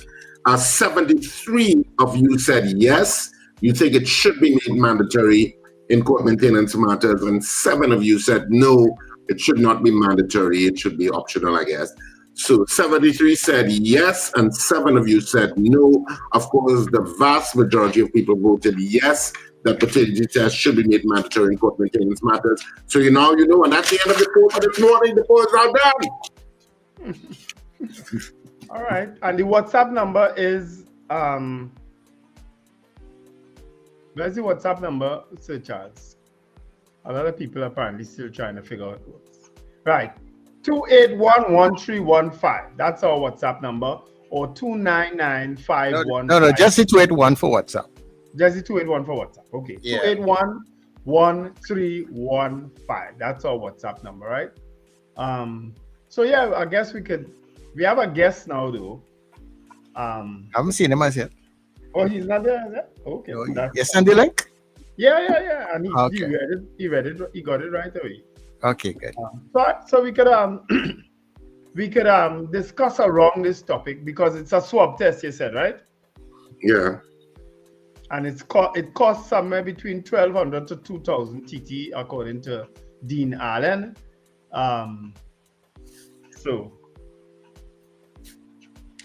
I don't know where to do it though. I guess any doctor could do it for you. They have labs that do it. Mm-hmm. But if you have been taking care, and this could probably be a poll question somewhere down the line, Wendell, if you have been taking care of a child 5 years, 6 years, and then they come and they tell you, look, it's not your child, would you continue to consider that your child, if it was considered your child all the time, or would you turn your back and go your way? Well, it depends on the circumstance, because some of those things are done in an acrimonious way, and sometimes you might just want to say, to hell with you, get away from me, I don't want no part of you. You understand? Take your child and go. Men reach those stages, Women, depends on the relationship. Yeah. But regardless of what you and the mother is going through. But if the mother makes it difficult, and if he is in fact not the father, it means the mother, he has no birth rights, birth parent rights. Unless of course they're married, then they become children of the family. Mm-hmm. But if it's not a marriage, he will have no birth rights to the child. So the mother will be in a superior legal position. So she could say, I don't want you seeing the children again, and there's not much you'll be able to do about it. Yeah, because that's what some women want. They don't want you anywhere near the child. You understand?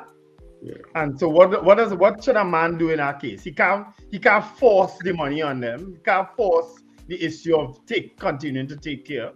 He just had to walk away. For instance, that case I read this morning, the policeman broke down and cried in court. You know how tough that is for some people? Because there are some people who, they're genuine with the feelings, and the connection with people. And then some people can walk away without a connection at all. Some people could do that, but then some people get so. A lot of liberals can do that, but Scorpions are very passionate. Liberals can do that, walk away without a care. I said that, you repeated me, I echoed. And I said, but Scorpios tend to be passionate. Well, lucky for you. Not me. I've been through hell and back and still going through hell.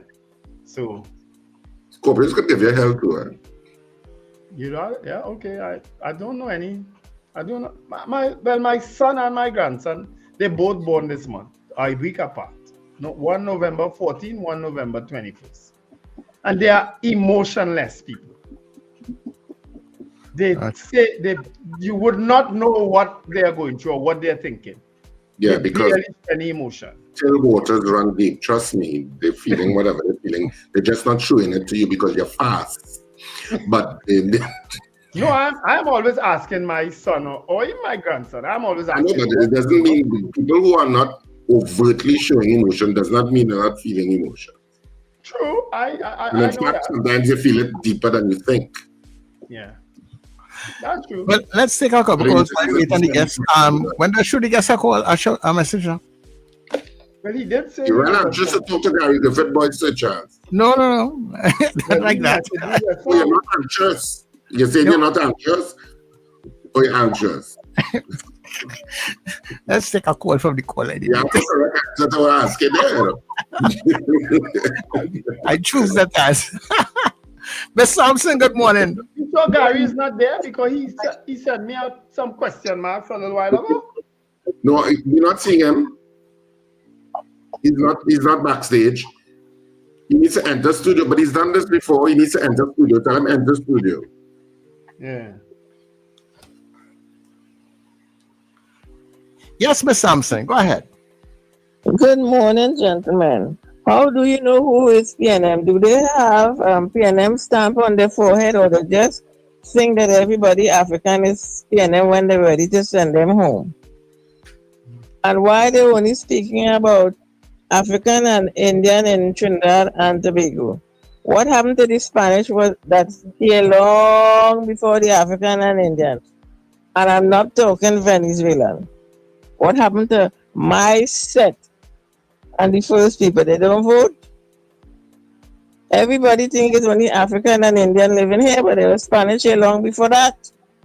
Have a wonderful day. No politician, quite frankly, Ms. Sampson, should articulate a sentence that says anybody who voted for the political party that I'm opposed to, I come in for all, and you all should not be in any government institution. No representative from either party or any party should articulate a sentence like that. It's ridiculous, it's counterproductive, and you are enshrined in the Constitution of having a right to vote for whoever the hell you want to vote for. And you know what? They're allowed to say that, make these ridiculous comments without being, how I should put it, without being, what's the word I'm looking for? Admonished. They just saying it and walking away in Parliament and saying that. Whilst walking into the Parliament, he's giving an interview and saying those things. Could you imagine that? I mean, I didn't see it. All I'm saying, I didn't see what you're talking about, but what I'm saying is that no politician should go down that road. No politician should articulate a sentence like that. Because it's ridiculous, it reeks of vindictiveness, and vindictiveness should not have any part to play in terms of who you vote for in a democracy. I made the point before, and I'll make it again. The UNC could do without people like that. They could do without putting them in high office. They would not lose a single seat or a vote if they removed them or didn't put them in office. But they put them there to just be insulting and disrespecting people and leaving them there. I don't know why. The UNC doesn't need them.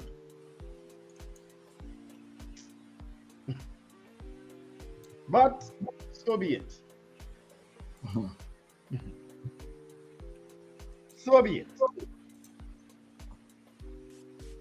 All right, Gary not reading messages now. I wonder. I'll try and call it.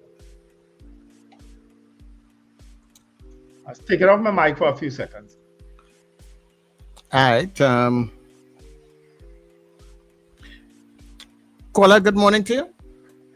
Good morning. So, Charles, good morning. Good morning. Good morning, Gary. I'm sorry I got you. All right, he said he's backstage, yes, Sir Charles and Richard? He's not. Richard, good morning. Let me check the link. So, Richard, I don't know what you ate or what you drank, but would you believe everything you said this morning? I agree with you totally. And the ball is funny on a roll, Richard. So continue drinking that same thing, please, every day. So coffee. Any coffee? Sample should bring up this that the indigenous people and so on. Yes, I passed by a school and there's a lot of traffic, so the children come in around and so on. And what I observed, I say in my mind, wait now, just now, because when they're doing the CSO, doing statistics and all that, the African and East Indian, they don't mention much about the other races. To me, the majority of children I see walking down to go to their transport yesterday were of mixed descent. And I just say, no, wait now. They don't add that at all. Better that to start that it might take over one of the races just now. And look at how you all talking about it. Well, Mr. Sampson brought it up this morning. And that was in my mind yesterday, that there are a lot of mixed people in our country, but they always only talk about the East Indians and the Africans. Even the clip you all showed this morning with the Venezuela thing, what the lady was talking about, she said there are 40% of East Indians. Well, I can't tell what I heard. I don't know where she got that from because I cannot remember they say anything about the percentage of the different ethnicities in Trinidad. So I don't know where she got the 40% from. So it's about time they do a next, what do you call it, Richard? What is to say how much is this and how much? There was a census. I think there was a census done a couple of years ago. The next census, the state, yeah. How many? And including mixed people, because I see that percentage has been going up. That percentage has been going up. I think at the last census it was something like 26%. Yeah, like 26%, and the Indo-Trinidadians and Afro-Trinidadians were like maybe 35, or they were in the late 30s. So I think what that commentator did was just round it up to the nearest, so she just rounded up. It would have been like 38 or 37 something, so she just rounded it up to 40. I think that's probably what happened. He's now backstage, so we can move into our interview with Gary Griffith. And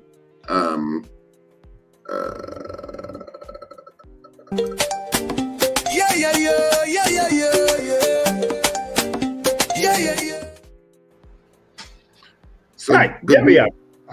Yeah, good morning, Gary Griffith, and thanks for joining us on the Breakfast Show. Hi, good morning. Morning. I see you got the link. I sent it to you a couple of times via email to try and help resolve the problem, but obviously it was resolved. Yeah. So thank you for joining us, and welcome to the Breakfast Show this morning. Of course, lots to talk about, lots of things going on, and I mean, if nothing else, Trinidad is an interesting space, isn't it? Well, definitely. Every single day is adventure. Yeah.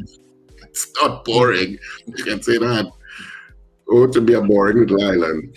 But lots going on. But Gary, we could start with let's start with what happened on Friday last, where there was a sense of anxiety in the country, because you got a lot of the international news reports were very foreboding about that a strike was imminent or likely to occur. The defense force was called to base. That's the news reports that came out. And of course, there was a certain degree of panic buying and anxiety, and a lot of the information coming from, there was a lack of information, I should say, coming from the government with regard to the situation. What's your take on what happened last week, because the Minister of Homeland Security said something about social media and people were getting the information from social media, which is where a lot of people get the information from. So I wasn't sure what was going on. But what's your take on that and how it was handled? Well, apart from the fact that the minister is totally out of depth not to understand the importance of social media, because I think social media played a big part in his own political party winning the election. They spent tens and tens of millions on social media, paying and hiring people to pump information for their party. So that alone shows that it's contradictory. The other thing is, it seems that we have not learned a darn thing after 35 years, because 35 years ago, every other Friday, there was panic because it was rumored about another attempted coup, and schools shutting down, businesses closing down. It was the same thing over and over because of the lack of information being pumped from the relevant authorities to let people know, no, there's nothing to fear. In the absence of real-time information and facts from the relevant authorities, it opens the window of opportunity for false information, fake news, or for exaggerated situations to cause even greater fear. And that is why the Commission of Inquiry into the attempted coup, their first and major recommendation was the formation of that National Operations Center, because there was incorrect sharing of information between different arms of the protective services. But just as important, there was an absence of information being fed in real time to the relevant stakeholders, that being the citizens. So what happened on Friday, to hear the minister say that, well, if the sky is falling, I'm supposed to run and tell you all, or if a train is coming through at 6 o'clock. I think the minister needs to get away from this, all these little witty comments. This is not beyond the tape anymore about if you press the milk of the cow, you're not getting the milk and you give it to your clients and blow it in a bag, and half is more than the mostly, and breathing it depends on how you roll your tongue, that's how you spell it. Every single time he has to answer something, he doesn't answer the question. It comes with some witty little line, and people become more confused and more ignorant of the topic than when he first started. And to state now that if every time something comes on social media, if he's supposed to answer, the answer is yes, if that is what is called fair in the country. It reminds me so much of the Fitzy Hines, where he said his job is not to make the country safe. Now, Minister Alexander stated his job is not to reduce the fear of persons if it is that they get something on social media. Roger Alexander is not a Fitzgerald Hines himself as a minister. He needs to get away from that. If it is that there's information and the public is worried, it is your job to do that. I extracted that from NYPD. They have a social media monitoring unit. The NOC was doing the same thing with the government in 2010 to 2013 to 2015.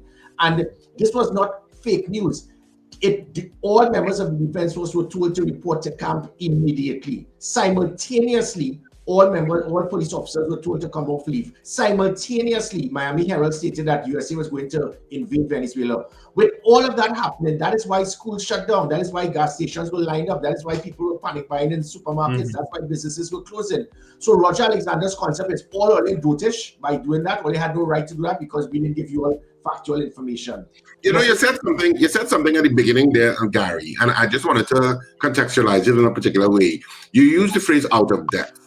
And, you know, and so, of course, you had all of this evolving on Friday, and the government was conspicuously silent.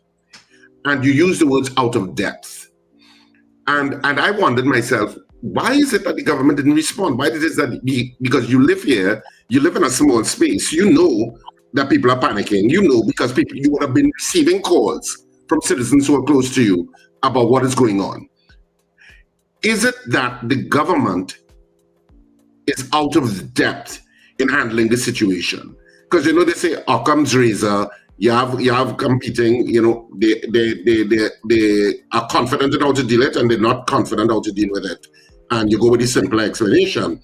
So is it that they're out of depth in dealing with this kind of situation and were caught literally with their pants down in terms of how to deal with the information gap that occurred on Friday? Yeah, definitely. And that is the point. There's no Ministry of Communication, there's no communication arm, there's no NOC. The NOC, had the NOC been properly operationalized, they would have picked up on social media immediately what was going on, realized that the country started to panic. Because, you know, there are three, as I said it on another interview I just came off of, there are three ways, gentlemen, that you can get information passed throughout the country in quick time. Telephone, television, and tell a soldier. Once you tell a soldier something, everybody knows. Because they have their wife, they have their 5 girlfriends, they have this one, they have that one, and the whole country knows. I never heard that one before. Being there for 17 years, I could assure you, once you pass something on to the military, it spreads because everybody has some contact in the military. And that's why you're getting the social media comments, Venezuela is going to be invaded, Trinidad is going to be attacked. Panic set in. You as ministers, you are hearing this, you are seeing this, and because you know it is not true, your intellectual ability tells you, well, it is not true, so I don't have to tell you anything. That is ignorance at the highest level. Ignorance/arrogance, because you're seeing something that is wrong, and instead of rectifying it, your response is to go on a mic and say and pretend that you're doing an interview and back off and give an answer and say the sky is falling. Trinidad and Tobago, the sky is not falling. There's a train arriving at 6. Trinidad and Tobago, the train is that. How you could, if the sky is really perceived as falling, it is your right to tell the country the sky is not falling, because that is in the absence of that, and it shows that there is not a proper communicational platform. And unfortunately, the last government foolishly took the NOC and put it under the SSA to spy on people. And now this government thinks that the NOC is an arm of the police. It is not. The NOC is there to provide information, to assist in coordination for floods, traffic congestion, major events, natural or man-made disasters. You push it under the NOC and then you give it to an individual. Now, this is $80 million US in technology that can pump information in real time coordinate everything. And it is given to someone who says, I know how to use this because in the 1970s, I used to use a walkie-talkie to talk to my police officers.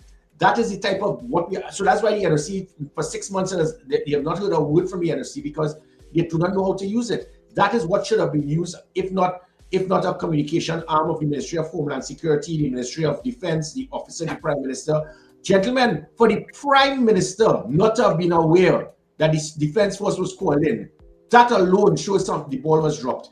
Could you imagine if all army sailors in the United States are called in and the commander-in-chief, the president, doesn't know? Could you imagine that? That can never happen. Why we have to be a banana republic that the chair of the National Security Council is not aware that all members of the Defense Force are called in, and she does know? She must know. So, and again, the Prime Minister was lying when she said she didn't know. Well, no, I have no information or evidence to verify that she was lying. So when I have to take that at the value for what it is, she said. I think the Minister of Defense even said that she wasn't aware. Yeah, so even though he was in Parliament answering a question, that she at the time wasn't aware. Yeah, and let me show you how simple it is. Apart from the fact that this very sensitive situation, this period that we are in, where the Prime Minister must know, if it is you didn't see it fit that the Prime Minister is to be made aware, then to me, you didn't see it fit to tell the country. And that is what, and it may very well have been a simple audit or something. Let me show you when it has to do with dollars and cents. Some people who maybe want to call themselves experts will say, well, no, the Prime Minister doesn't have to be aware. I'll tell you why she has to. In Camp Ogden, for example, you'll have 20 soldiers to secure the camp at night. Everybody else goes home. So breakfast, lunch, and dinner is provided for 20 persons. If you automatically change that to camp confined from 20 to 500, it means that the ration that you have acquired for the month in Ogden is going to be used in at night. We're going to find the tens and tens of millions now to sustain them for the remainder of the month, unless you go to cabinet to get an amendment because that wasn't catered for. And that's a simple example. And it is simple, if not to show that as for logistics, out of basic common courtesy and national security, you inform the Prime Minister. She's the chair of the National Security Council. But then you have just interrupt you, Gary, but if I was the Prime Minister and I was not made aware in a situation like that, I mean, I would call a meeting of the two people responsible, and because it would be Homeland Security and Defense, presumptively, and they would get the riot act read to them. Why didn't I know? Yeah, and well, this is the disadvantage. And I'm not here. I am really hoping for the best. I will support them 100%. I want them to succeed. The Minister of Homeland Security, remember, he was middle management. So whereas before he would have been in charge of 20 persons, now he's in charge of 20,000. Whereas he had a budget of $100, now he has a budget of $6 billion. You have the Minister of Defense, who is now in command of 5,000 soldiers and sailors, but he has never probably held a water gun. So they are very green. What is required is that they need the expertise of persons around them. When I drafted that Ministry of Defense, it was to put powerful persons, the minds of the retired persons, to be advisors to that minister, the John Sandys, Carl Alfonso's, Eddie Dillon, Ansel Antoine, regardless of political affiliation. That Ministry of Defense was to prepare us for what is happening now. I drafted that in 2010 in anticipation of this, 15 years later. But you have a Ministry of Defense with several hundred people in the ministry, one person has military experience, and he's a major.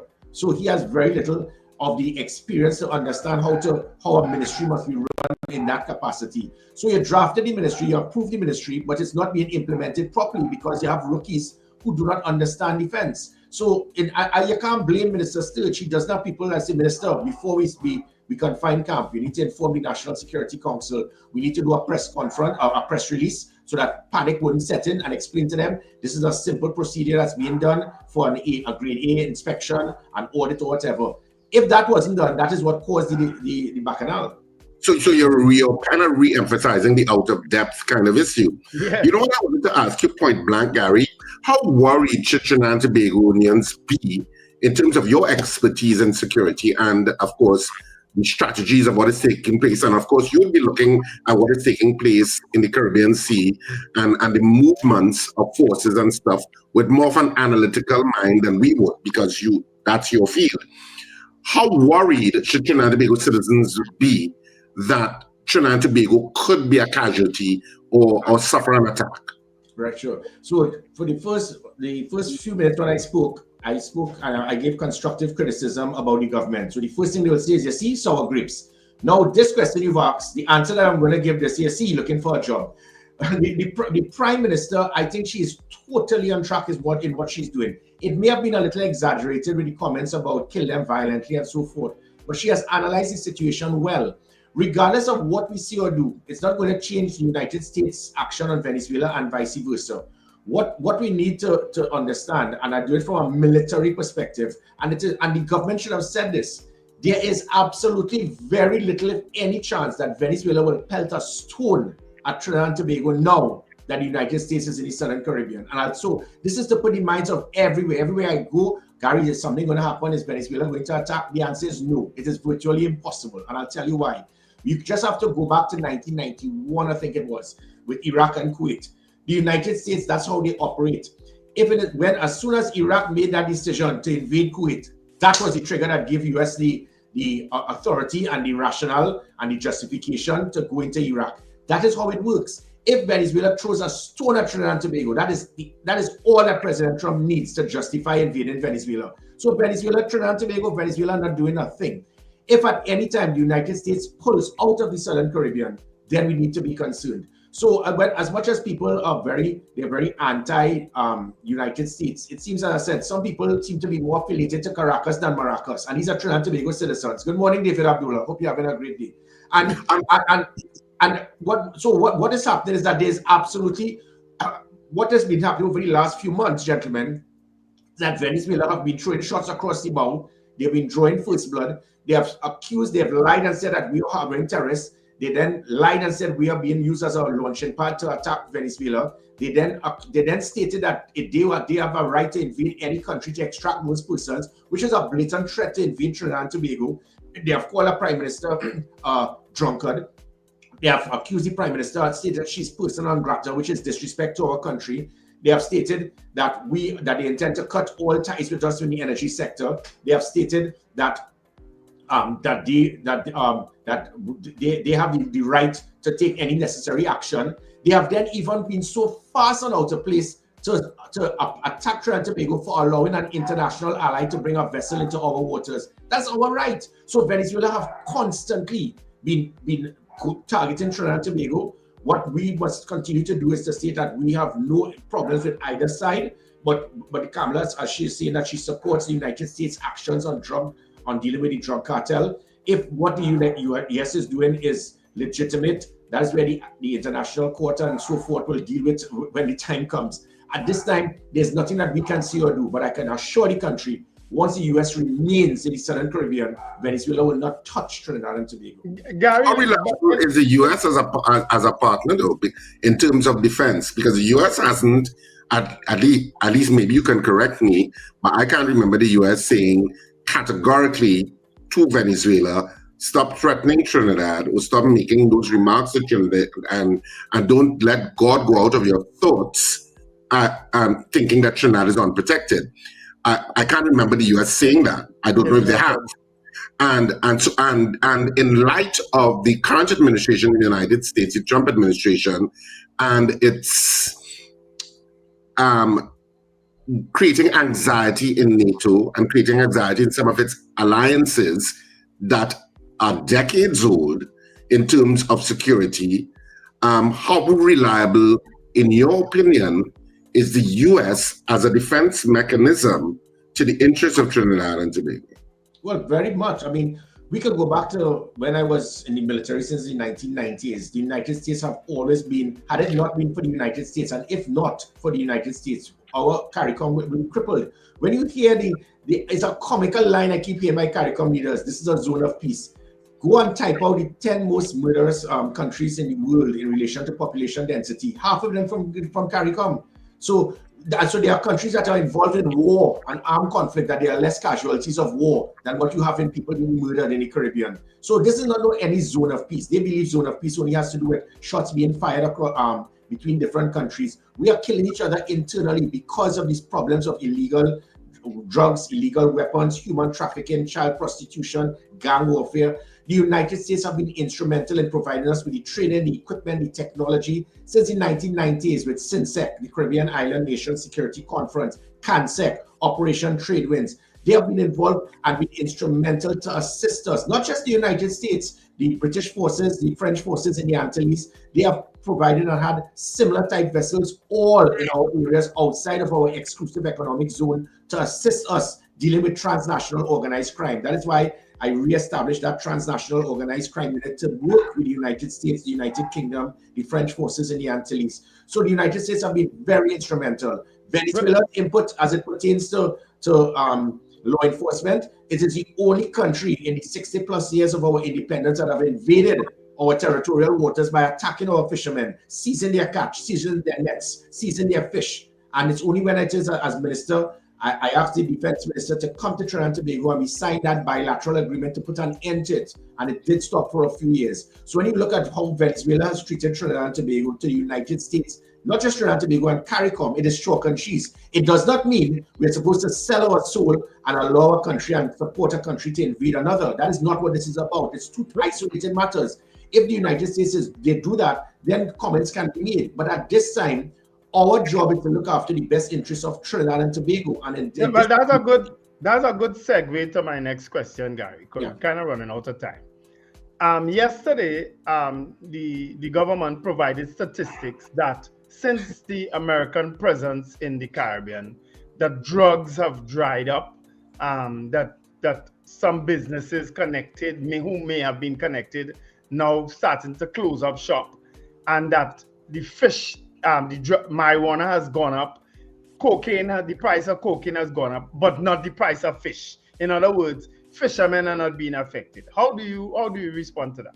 Well, the good thing about it, the information was so comprehensive. It seems that somebody in the office of the Prime Minister has learned ChatGPT. They went on and they typed and they got all the. If you look at how it was set up, it doesn't matter whether it is ChatGPT, whether it is whoever. At least they're seeing something, which is what was not being done before. It was opening the window of false information being spread. I have never smoked a cigarette in my life, so I don't even know what the prices of those things at this time. But when you look at what was written, if it is that obviously supply and demand, if it is that because of the hitting of these different vessels have caused a drying up of the supply, or is it that there's no panic because of what is happening with U.S. presence in the Southern Caribbean that is causing many persons not to be able to bring in drugs into Trinidad and Tobago? Whatever it is, I think it is accurate that there has been an increase in the price because of the shortages. Whether it is, as I said, we do not know what is the reason, but I don't know if it is that is being used by this government as justification for the U.S. action. I want to just a quick point on that. I am not here to justify what the U.S. is doing, because you're hearing all of these people. I see Dr. Patrick Watson saying that these U.S. vessels are killing machines. You're passing out a place to call a naval vessel a killing machine. You're trying to say that every sailor is a killer. That is not true. Without those type of military personnel and the vessels, it can totally devastate a country. So we need to be very careful in the comments that we make in trying to demonize military persons. The thing about it is that the drugs, if it is that what the U.S. is doing is assisting, which is that can be a value, we need that. Gentlemen, 95% of the illegal weapons that enter Trinidad and Tobago come through our legitimate ports of entry, more so North America. If we don't work with our North American allies, that number could escalate, which will make it even more difficult for us to deal with the problem of gang activity in this country.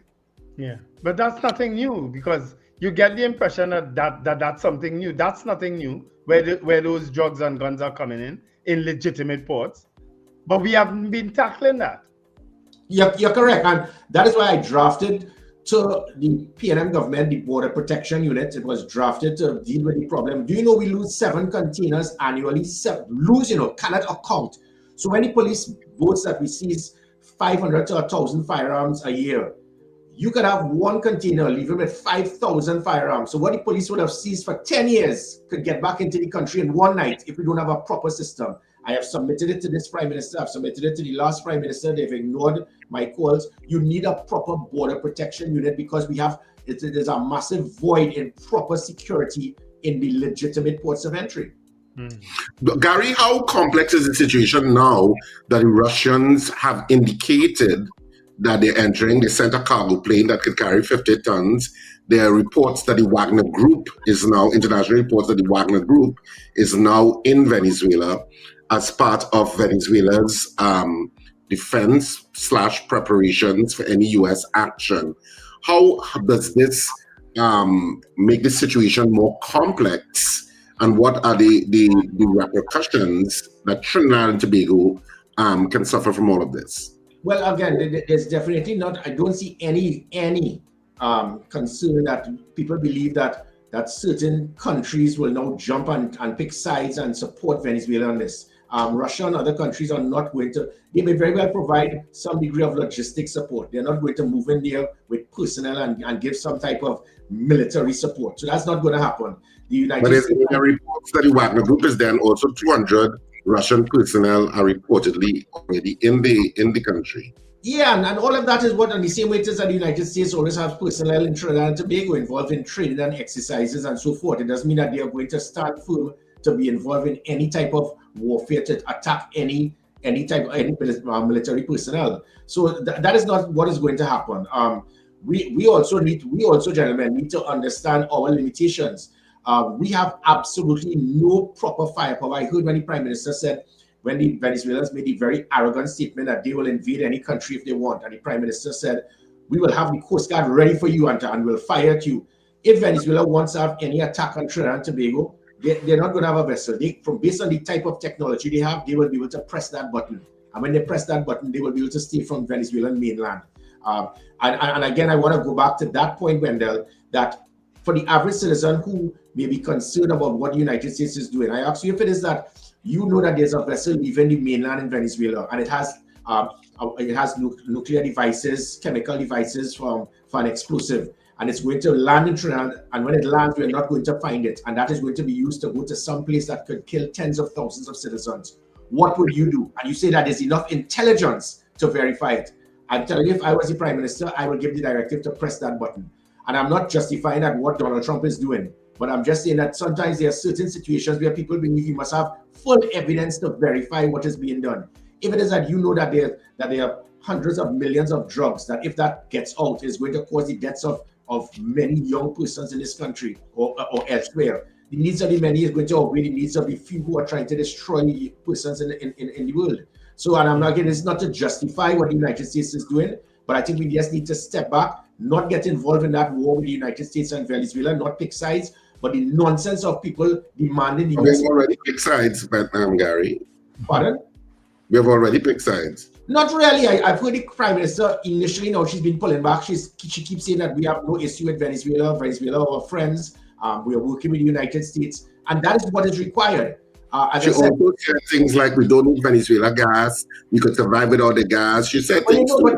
But you know that is tit for tat. It's because Venezuela said we don't want to give you our gas. So if somebody tells you that as a jilted lover, you'll say, look, I'll leave in here, but I didn't want you anyway. So Gary, you have in your mind that Trinidad and Tobago is aligned with the US in terms of this? Well, they're aligned with the US as it pertains to the US having a presence in the Southern Caribbean, because Trinidad and Tobago, I think the Prime Minister is fully aware the US presence in the Southern Caribbean is protecting Trinidad and Tobago, and we all need to understand that. So all this nonsense about demanding the US pulls out. The US pulls out is going to open the window of opportunity for Venezuela to do what I think they want to do, which is to put a foothold in Guyana and Trinidad and Tobago. Once so you think the US presence is going to be here long term? Is that what you're saying? I don't know. I hope so. And that is where the problem lies. So I could assure the country, Venezuela not pelting a stone because they know what is going to happen because the US is here. If the US pulls out, Venezuela may very well decide to flex their muscles. This is like therein lies the problem. Yeah, this is like a little, like you have a young child in Sandal Street, and his two brothers walking with him in the corridor, and the bully is there sitting down watching. I want to hit him, but I can't hit him because his big brother here.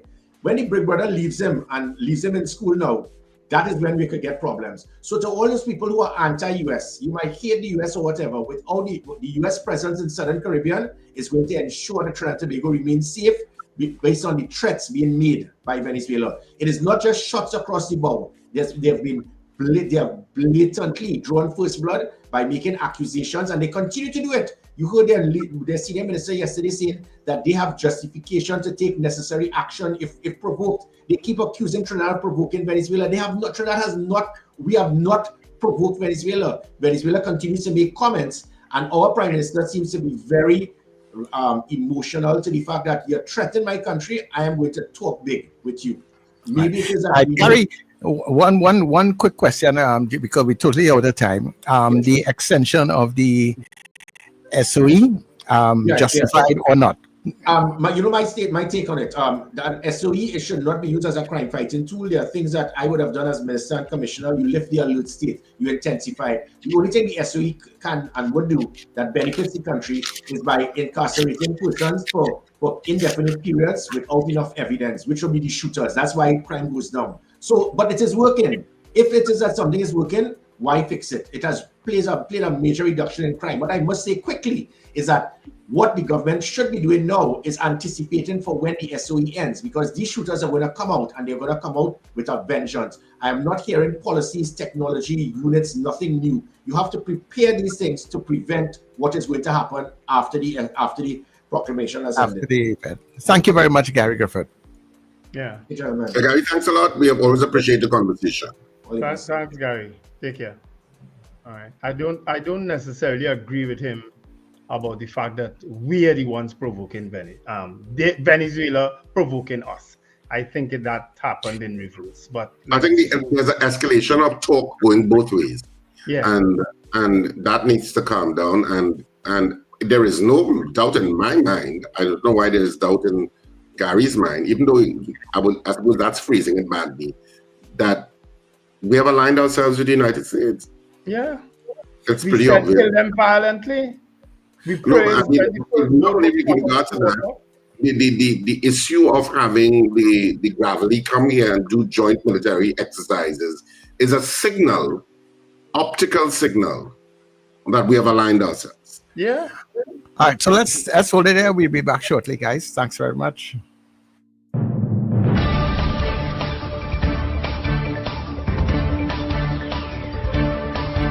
The news you need, the clarity you deserve. Local, regional, global. This is Net Radio News Now.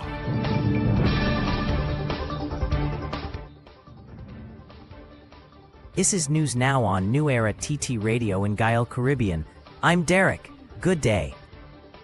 Prime Minister Kamla Persad-Bissessar is set to address Tobago's long-standing call for autonomy and other key issues during a special sitting of the Assembly Legislature in Scarborough on November 4th. It will be her first official visit to Tobago and her first address to the THA since the UNC-led coalition took office in April, winning 26 seats, while the PNM secured 13 and the Tobago People's Party 2. The Prime Minister will be accompanied by a small ministerial delegation, including Attorney General John Jeremy, Finance Minister Davendranath Tanku, and Works Minister Geraldine John. According to the Office of the Prime Minister, the visit aims to strengthen inter-island cooperation, promote inclusive development, and advance national unity and progress. The North Central Regional Health Authority says unexpected absenteeism is the only reason some wards at the Eric Williams Medical Sciences Complex were left with one registered nurse on duty over the weekend. This follows claims by the TT Registered Nurses Association that the shortage was chronic and worsened by a hiring freeze and cuts to the extra duty pool. In response, the NCRHA called those claims reckless and misleading, but confirmed that on November 1st, 4 wards had only 1 nurse instead of 2. The authority insisted that patient care and safety were not compromised, adding that all other wards met its clinical standards. The NCRHA said nearly 900 nursing posts are filled, but recruitment remains difficult, with only 34 qualified applicants hired out of 345 advertised positions for nursing assistants.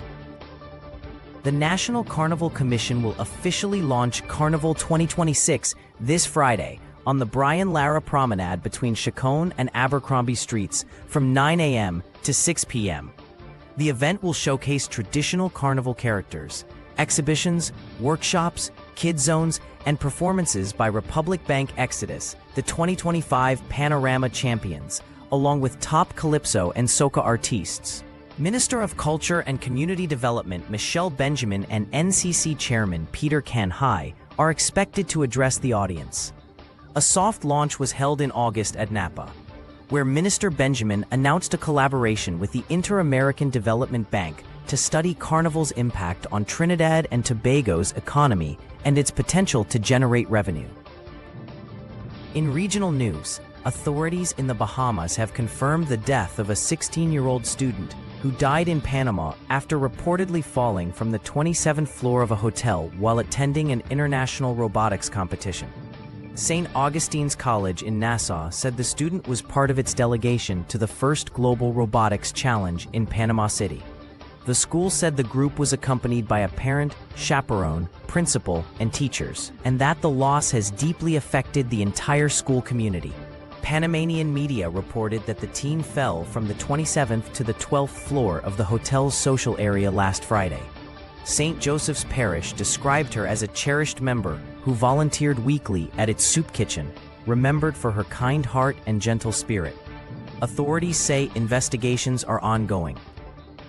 Venezuelan Minister of Justice, Diosdado Cabello, has warned Prime Minister Kamla Persad-Bissessar to stop what he calls meddling in Venezuelan affairs, saying his country reserves the right to take necessary action amid plans for migrant deportations and growing U.S. military tension in the region. Cabello accused Trinidad and Tobago of attacking and threatening Venezuela while pretending to maintain good relations, and said Caracas has treated Tobagonians and Trinidadians living and trading there with respect. He also claimed that the recent visit of the U.S. warship USS Gravely to Port of Spain was a provocation, and repeated unverified claims that it formed part of a false flag operation. The comments come a week after Venezuela declared Persad-Bissessar persona non grata, following her government's move to tighten deportation policies for undocumented Venezuelans in Trinidad and Tobago. U.S. President Donald Trump says Venezuelan President Nicolas Maduro's days are numbered, but denies that a U.S. war with Venezuela is imminent.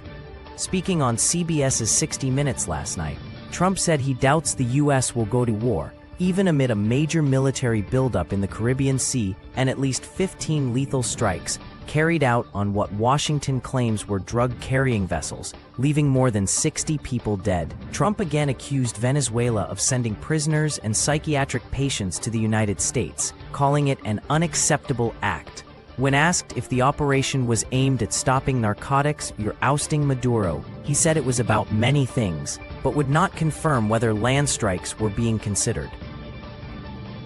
And that is news at this time. That was news now. Stay informed with New Era TT Radio, Net Radio. Charmflair Auto Services Limited, your one-stop auto repair shop, located at number 1 Industrial Lane, Charmflair, right opposite the brewery on the Eastern Main Road. Yes, we do it all. Repairs to all makes and models, from your everyday sedan to SUVs, light trucks, pickups, and panel vans. We're also the sole distributors of Davanti tires, certified VTS inspection station, plus a wide range of services: oil change, front end and suspension repairs, tune-ups, tire alignment, batteries, electrical work, radiator and cooling system, AC repairs, and accessories galore. We offer pickup and drop-off service too. Call us today at 662-6545 or 662-6572. Follow us on Instagram and Facebook. Charmflair Auto Services Limited, number 1 Industrial Lane, Charmflair. We do it all.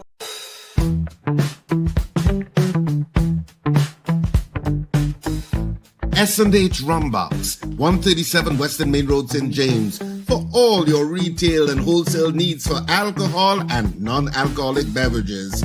Call us at 686-0599 or visit us at 137 Western Main Road, St. James.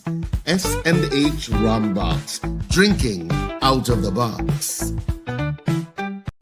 Ho, ho, ho! This Christmas, small businesses, this one's just for you. Get your brand, your product, your business in front of thousands every single day on New Era TT Radio, Net Radio, and Gael Caribbean TV. And here's the gift you've been waiting for. Radio and television advertising has never been more affordable anywhere else. We are talking unbeatable real rates, prices no one else can offer you for primetime slots that put your business Christmas right where your customers are watching and listening. So call us today at 299-5156 and turn your Christmas into real results and real profits with affordable advertising, so you too can say Merry Christmas.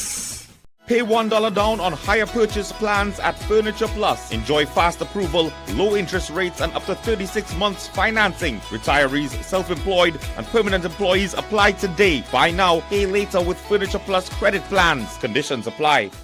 Your don't leave foul to watch corn is coming to an end. Beginning with the final two at Cipriani College on Saturday the 15th of November at 8:30 p.m. and Sunday the 16th at 6:30 p.m. to see the funniest play of the year at Cipriani College. Final two shows. Tickets available at K Square Fashions, West Mall, Eastgate, Brentwood, Jubilee Railway to Napuna, Electronics Arima, and Tony's Florals, Val Park, and Champlain Auto Services. Box office at Cipriani College opens from Wednesday the 12th of November, 12 noon to 6 p.m. daily. Don't miss the #1 play of 2025.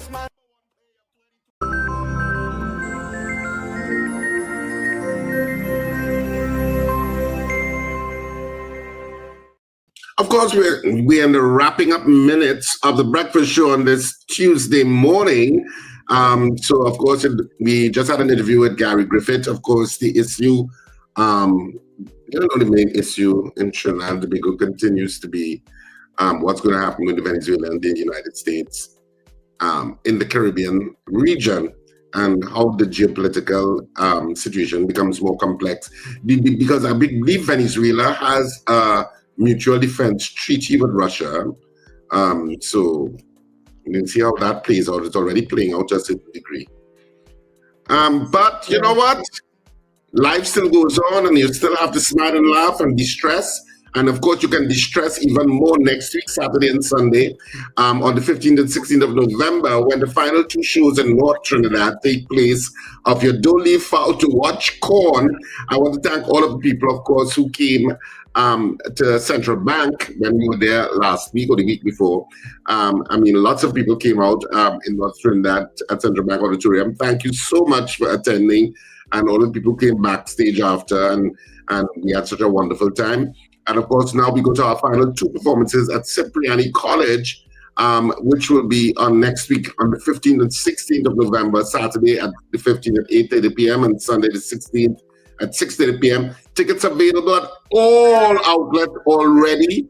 All of the K Squared Fashions in West Mall, Eastgate, and Brentwood Mall have their tickets already, as does Jubilee Railway in Chinapuna and Tony's Florals in Val Park Shopping Plaza, Champlain Auto Services, and of course in Arima, it's Electronics in Arima.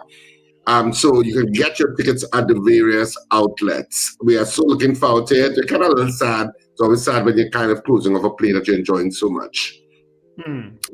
All right.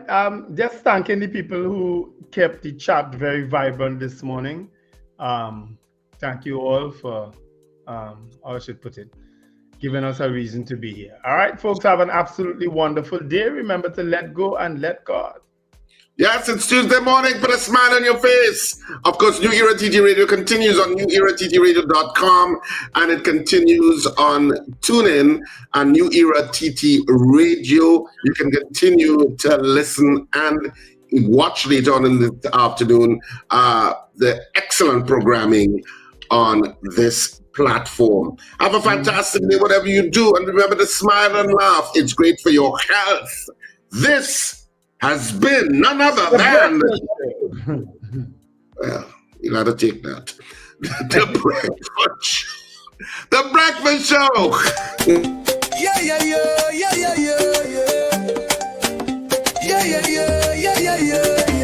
Wake up, it's a brand new dawn. The breakfast show got the vibes turned on.